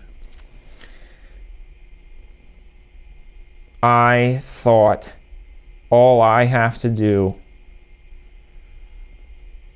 is win Becca over so that she starts to like me more. Now, I'm going to tell you something. In retrospect, I really don't think that I think that already happened. I think that was the way that it was the whole time, you know. And so when Becca said, "I don't know if I like doing this anymore," I said, well, what do you mean? You want to stop? And she was like, no. It's just that it's hard, you know. And there were a lot of times where this would happen, where one of us would get upset about it or something, or we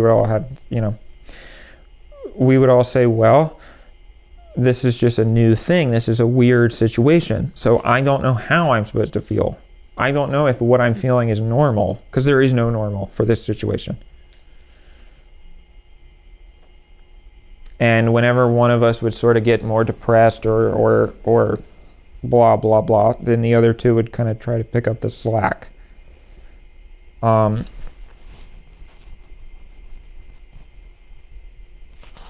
that was the first night that me and Becca, because remember, we all had individual rooms. And we would sleep separately, and I'm talking about actually sleep. You know, there were certainly a lot of nights where, you know, all three of us would blah blah. It was at that point, up until that point, it would be very rare if two of us did something without the other knowing. Maybe that happened with Becca and Brian before this point, I don't know. That hadn't happened with me and Becca before this point, I don't think. I'm trying to remember. But it just eventually just became a blur. I don't know. I can't remember. That's the thing. It was a long time. So I honestly, I can't remember. That was the first night that I remember sleeping with her the whole night. And then quickly in the morning, getting up and walking over to my room, trying to be very quiet. I was lucky because they both slept late. They both always slept late. I never was a late sleeper. I got up. I loved getting up early. And oh my God, you know, Brian had I think started to I thought I was so sneaky, you know. But I don't think he was an idiot. I think he could tell that something was always going on though. That's the other thing. Like it was never, I don't think I would ever, there was never a time that it went well after we had all decided this was what we were going to do. After we had all decided, you know what, we're just going to embrace this and we're going to become a unit of 3. I do not remember there ever being a good moment that was not done secretly or shamefully or felt like we were cheating, you know, even though we weren't. It was more about the intention.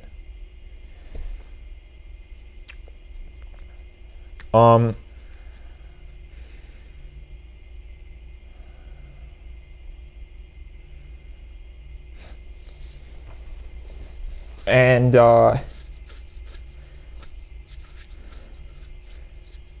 Brian went just for a weekend to visit his brother because it was his wedding.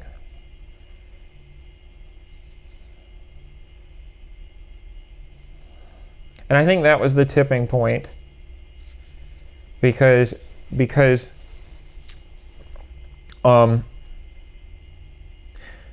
that was the longest that I had ever been with Becca without him. It had never happened for longer than a few hours. And that was when it sort of clicked for me.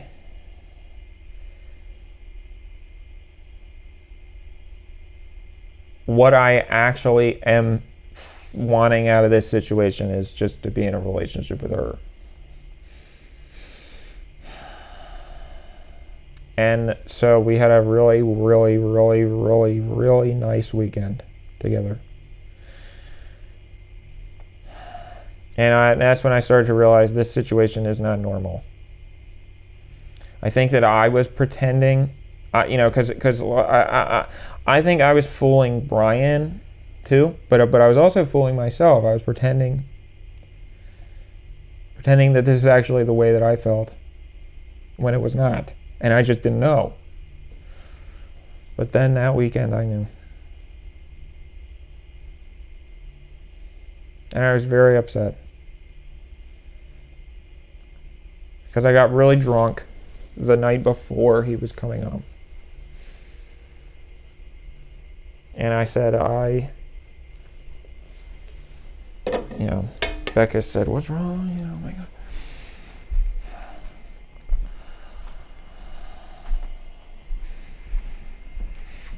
And I straight up said, "I want you all to myself." You know?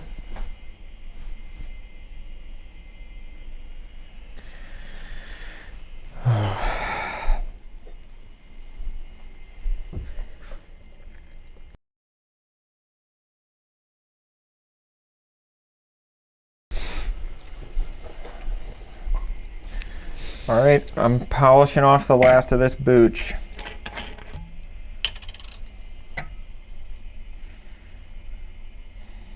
Oops.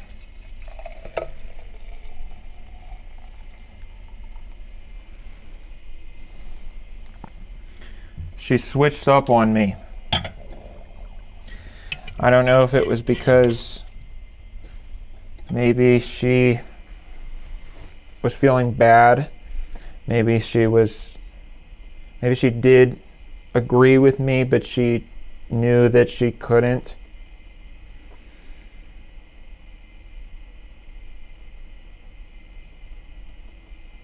But she got very steely.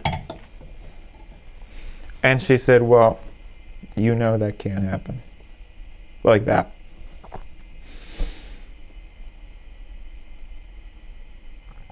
And I was like, yeah, I know. But I didn't know. Inside, I was like, wait a minute, what do you mean? Why not?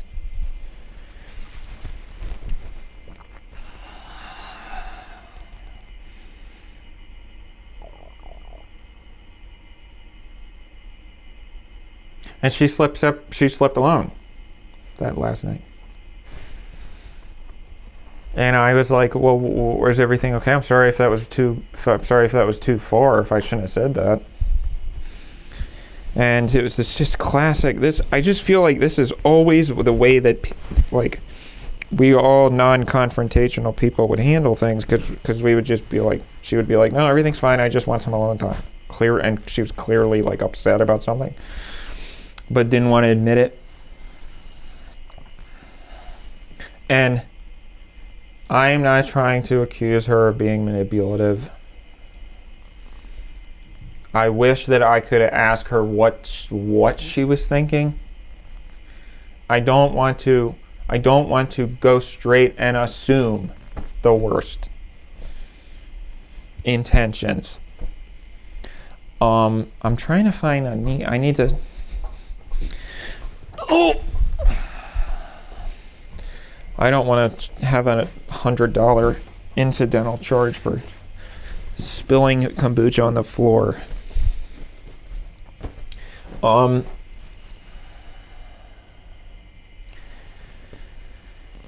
But I have to wonder, because she said the complete opposite thing that she had told me the other night. And it didn't make any sense.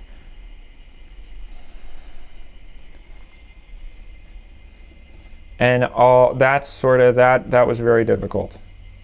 Because then I started to think, oh man, I fucked it up, you know. I got so scared, because now that I've got, you know, I mean, I don't think I was ever romantically attracted to Brian, but certainly we were friends. I mean, I enjoyed being around him, you know. Sometimes I didn't, but the idea of losing everyone in my life in one fell swoop was terrifying. And that's what I thought was going to happen.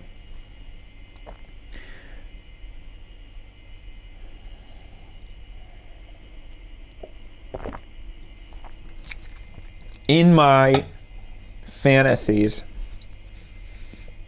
I took all three of us out in order to get to sleep, because I have insomnia.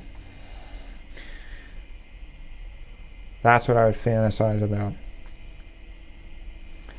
Bam, bam, bam.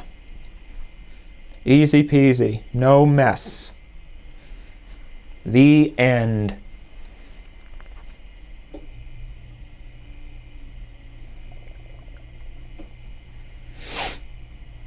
I didn't know where to get a gun. I couldn't afford a gun either. And I'm not saying that I was gonna do that, but I certainly thought about it. That was honestly the only reason why I was able to, it calmed me down. You know? Does that kind of thing ever calm you down when you're anxious? You start thinking like, well, I do have an escape hatch, you know? I can just do this, very simple, easy thing. Done.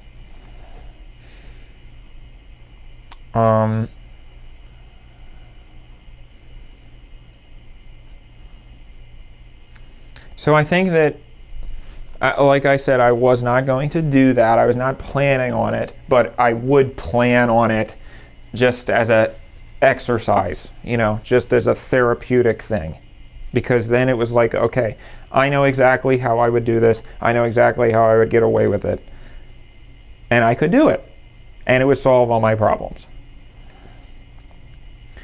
I never considered, I can honestly say, and my lawyer was asking me this too, I can honestly say, I never made a premeditated decision to get rid of only one of them. So I did not, my plan, and we didn't tell the judge this, my plan was to get rid of all three of us at the same time. Murder, murder, suicide. And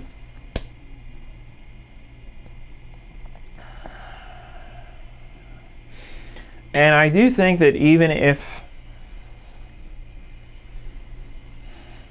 it just started to get to the point where I was just sort of, I really wanted to do it. I really wanted to.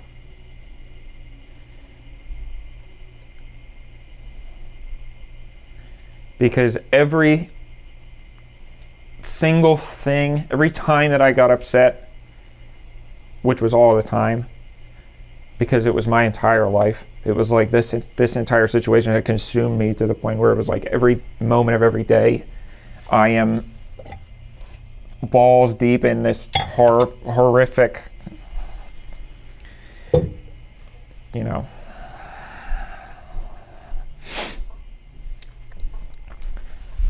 But it was like as soon as I would think about it, as soon as I would think, yeah, bam, bam, bam, it would all go away. It would just be an instant. It was like a drug, in addition to all the other drugs I was on.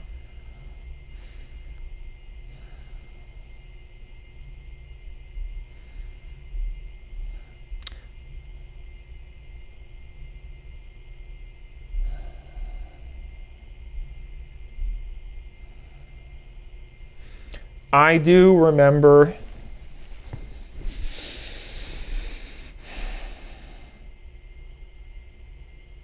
around the time when I started to really fantasize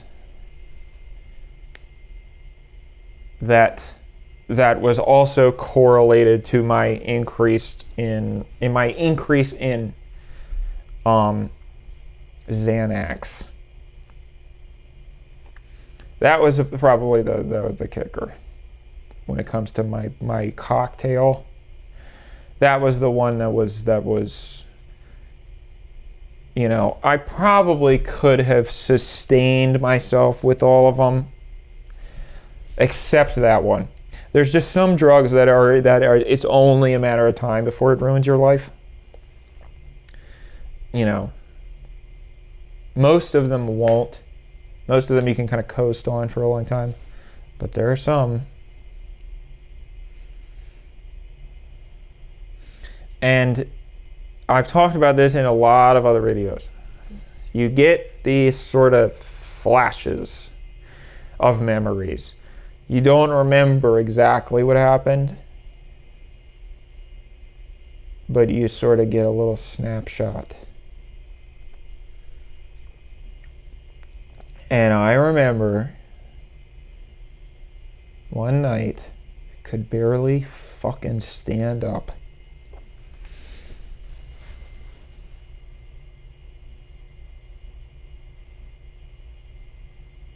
But I don't know before or after. All I remember is looking in Brian's room because he slept with the door kind of cracked. All I remember is looking at his fucking face, sleeping. And he snored so loud. I fucking hate when people snore.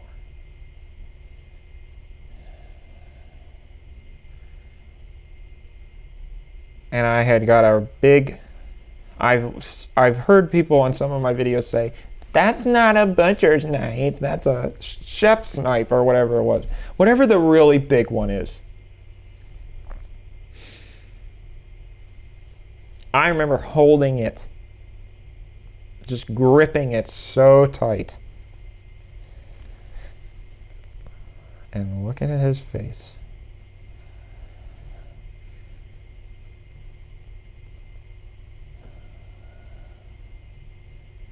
And then the next snapshot I remember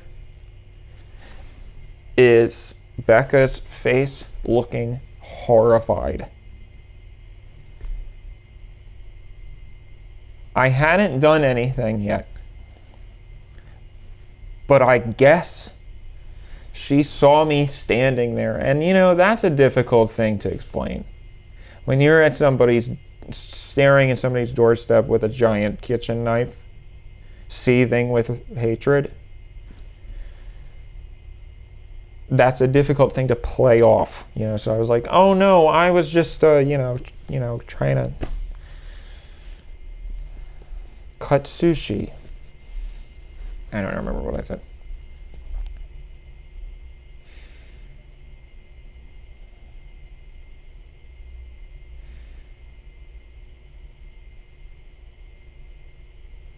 And I had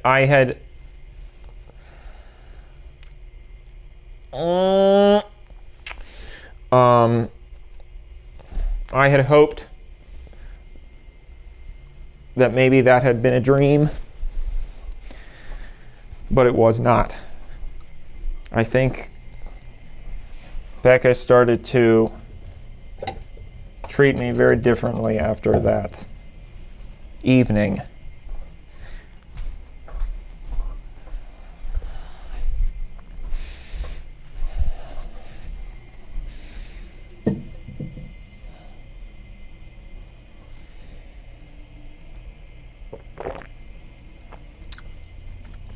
Now,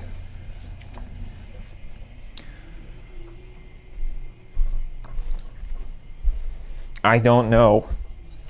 Sorry, can't figure out where to sit down.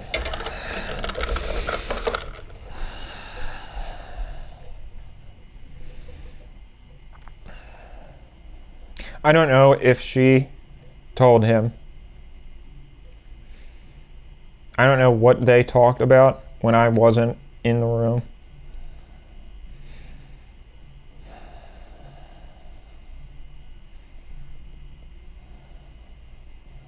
But they talked about something.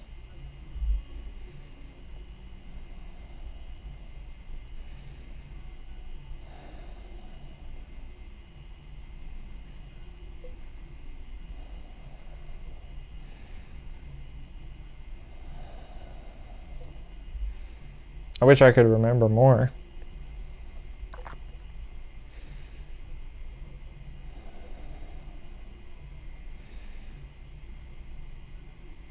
All I remember is that they both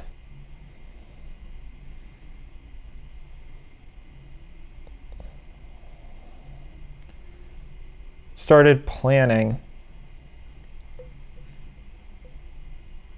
and I would confront them about it. I would say, where are you both going, you know, at 11 a.m. on a weekday together that I can't also go? They'd say, oh, nothing. So one day I followed them. And they were touring an apartment.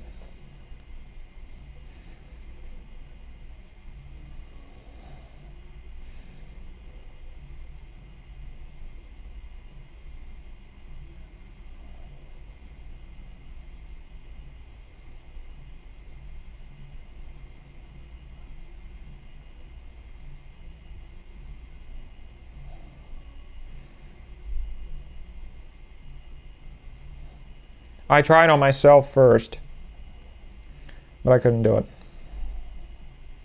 I never wanted to die. That was the dishonest part of my fantasy.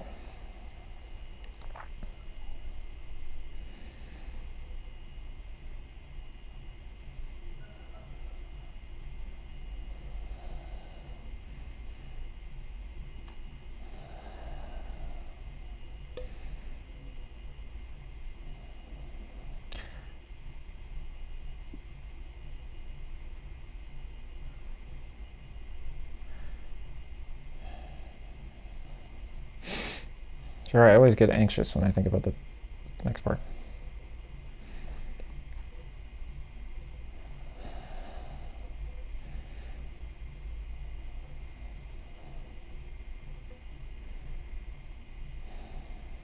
Mostly because I don't remember it very well.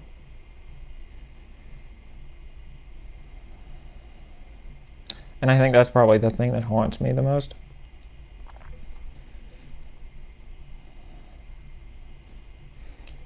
I don't remember anything before or after. I just remember a snapshot.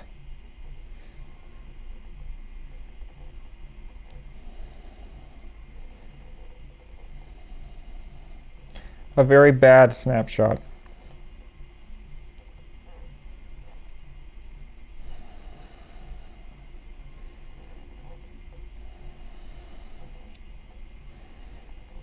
It doesn't feel real when I think about the snapshot.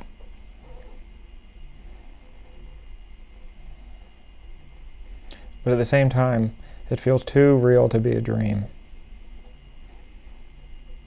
That's what started to happen.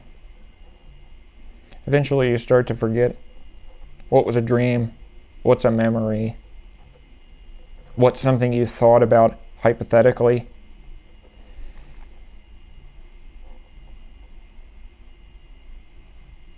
I just remember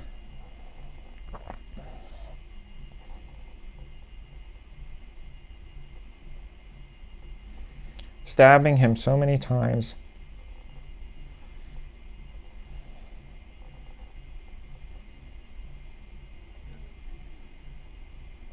that I pulled a muscle in my back.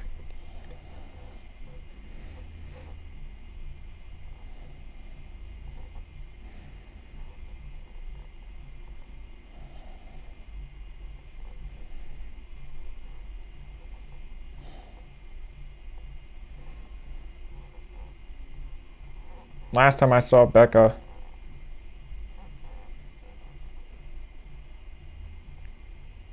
was when she saw,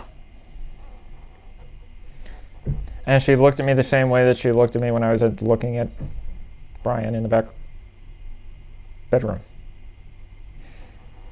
Only 100,000 times worse. 100,000 times more intense. It's very difficult to explain because it's a facial expression that most people never, ever, ever, ever, ever see.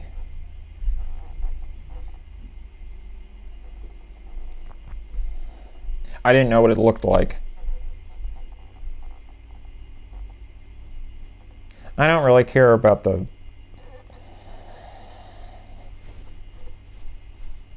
that part.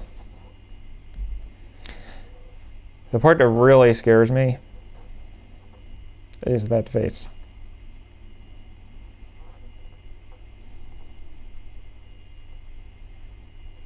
And the scream.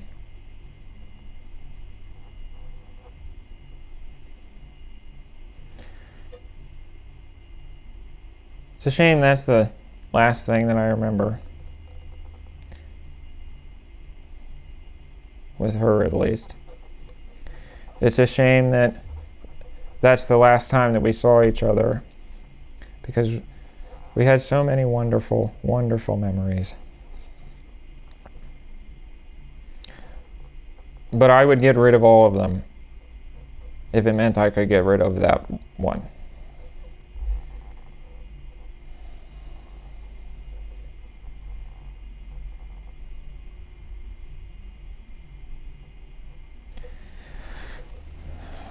I guess you called the cops because they came.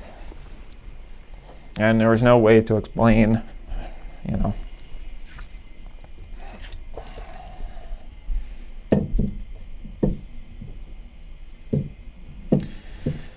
Apparently, he had been stabbed 40 times.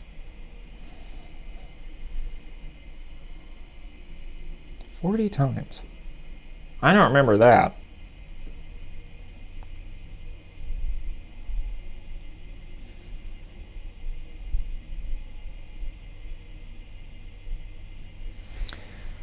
I'm, in retrospect, very, very, very glad that I did not try to clean up the blood. I am very glad that I was so fucked up that the only thing that happened was I immediately dropped the knife and fell asleep. Because that probably saved my ass. In court, I mean. It's funny, you probably wouldn't think about it, but the fact that I didn't do anything to try to fix the situation spoke volumes in terms of how premeditated it was. That's really the kicker within the legal system, premeditation. If they can prove that it was premeditated, if you can prove that there was intent, shit is going to be 10 times worse for you.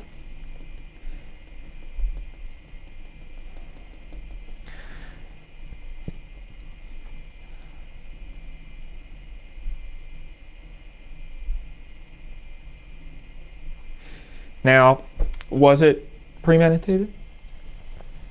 I don't fucking know. Can't prove it, even if it was.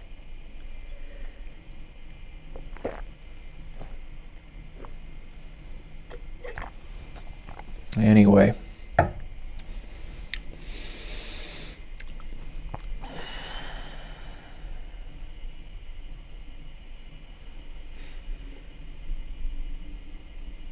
It helped. I'm glad that I had kept my nose pretty squeaky clean before that. And I'm also glad that my toxicology report, or whatever they call it when they took my blood and they made me pee in a cup. And my lawyer said, yeah, do it. I'm glad that it was so saturated with so many different substances. That helped me a lot too in court. And like I said, I don't think if I had been sober any of that would happen. But I also don't think I ever would have been sober.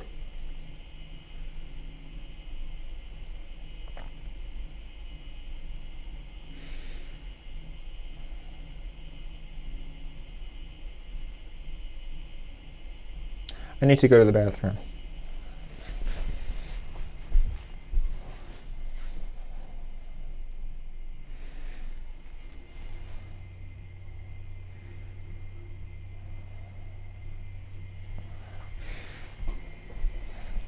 Let's go back out on the patio. Need some fresh air. This thing is badly designed because this hangs in front of the door every time, you know.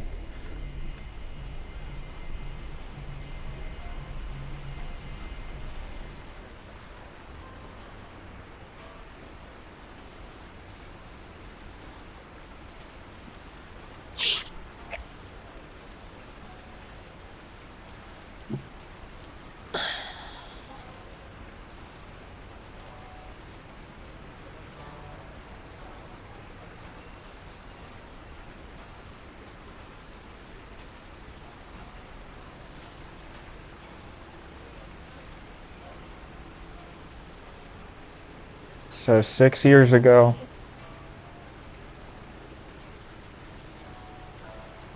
it was only a week after my birthday, June 4th.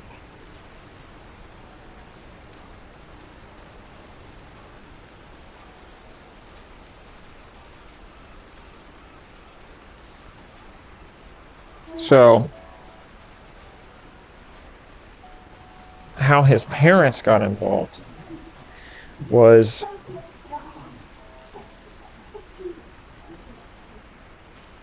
some point during COVID, I think everybody collectively lost their minds. And I did not envy them, you know. Having to deal with COVID, I guess it was 10 months after June 2019 was when Brian, that thing. But still, I mean, I think that probably was what got them to the point where they said, I remember his mom texting me one night, and his mom's kind of She's a very nice lady, but I think, you know.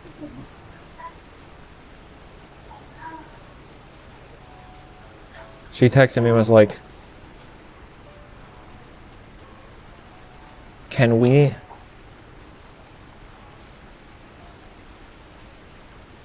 call you, or you can just call me? There's just a question that we want to ask you. And at first I didn't answer him because I was just like, no, I don't want to get involved with that.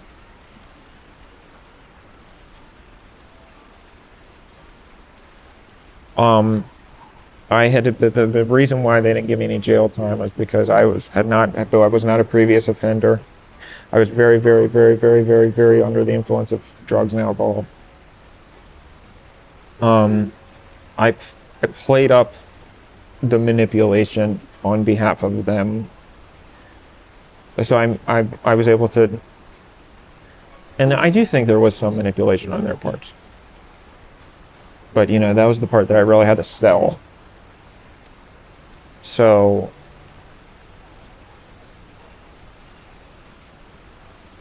they were lenient, thankfully. So I ignored her at first. But then she was like, please, I will do anything if you just answer me one question that we have.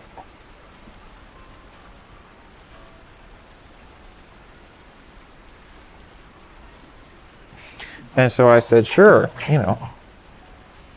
Oh, this stupid thing. No, I didn't say sure, like, sure. You know, I said, well, why don't we go meet somewhere, you know, we can both keep our masks on. Remember that? And we can sit outside in a neutral area, you know. And all they wanted to ask me was why? We can't figure out why his best friend, the best friend that he ever had, why you would do that. They didn't say it like that. And like I said, they were very, very graceful. They said, we want to understand. They didn't say it that forcefully.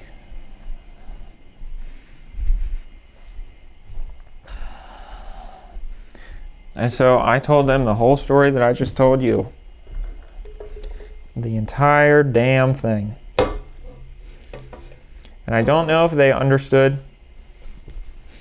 I don't know if, frankly, it's just that they're desperate. They're desperate for something. Some reminder of him. But we get together. June, every year.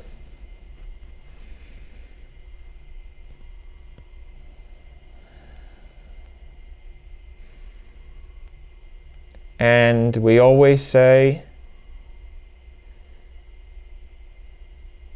we don't have to think about it because this is a very unique situation. A situation that most people are probably never in. We just have to go with our gut and follow how we feel.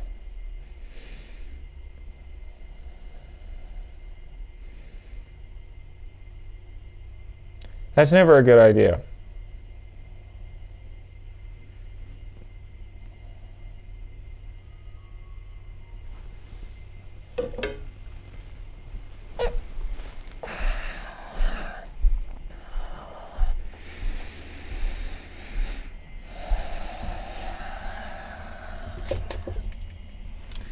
Oh wow, that's kind of cool. Look, you can see there's a million of me.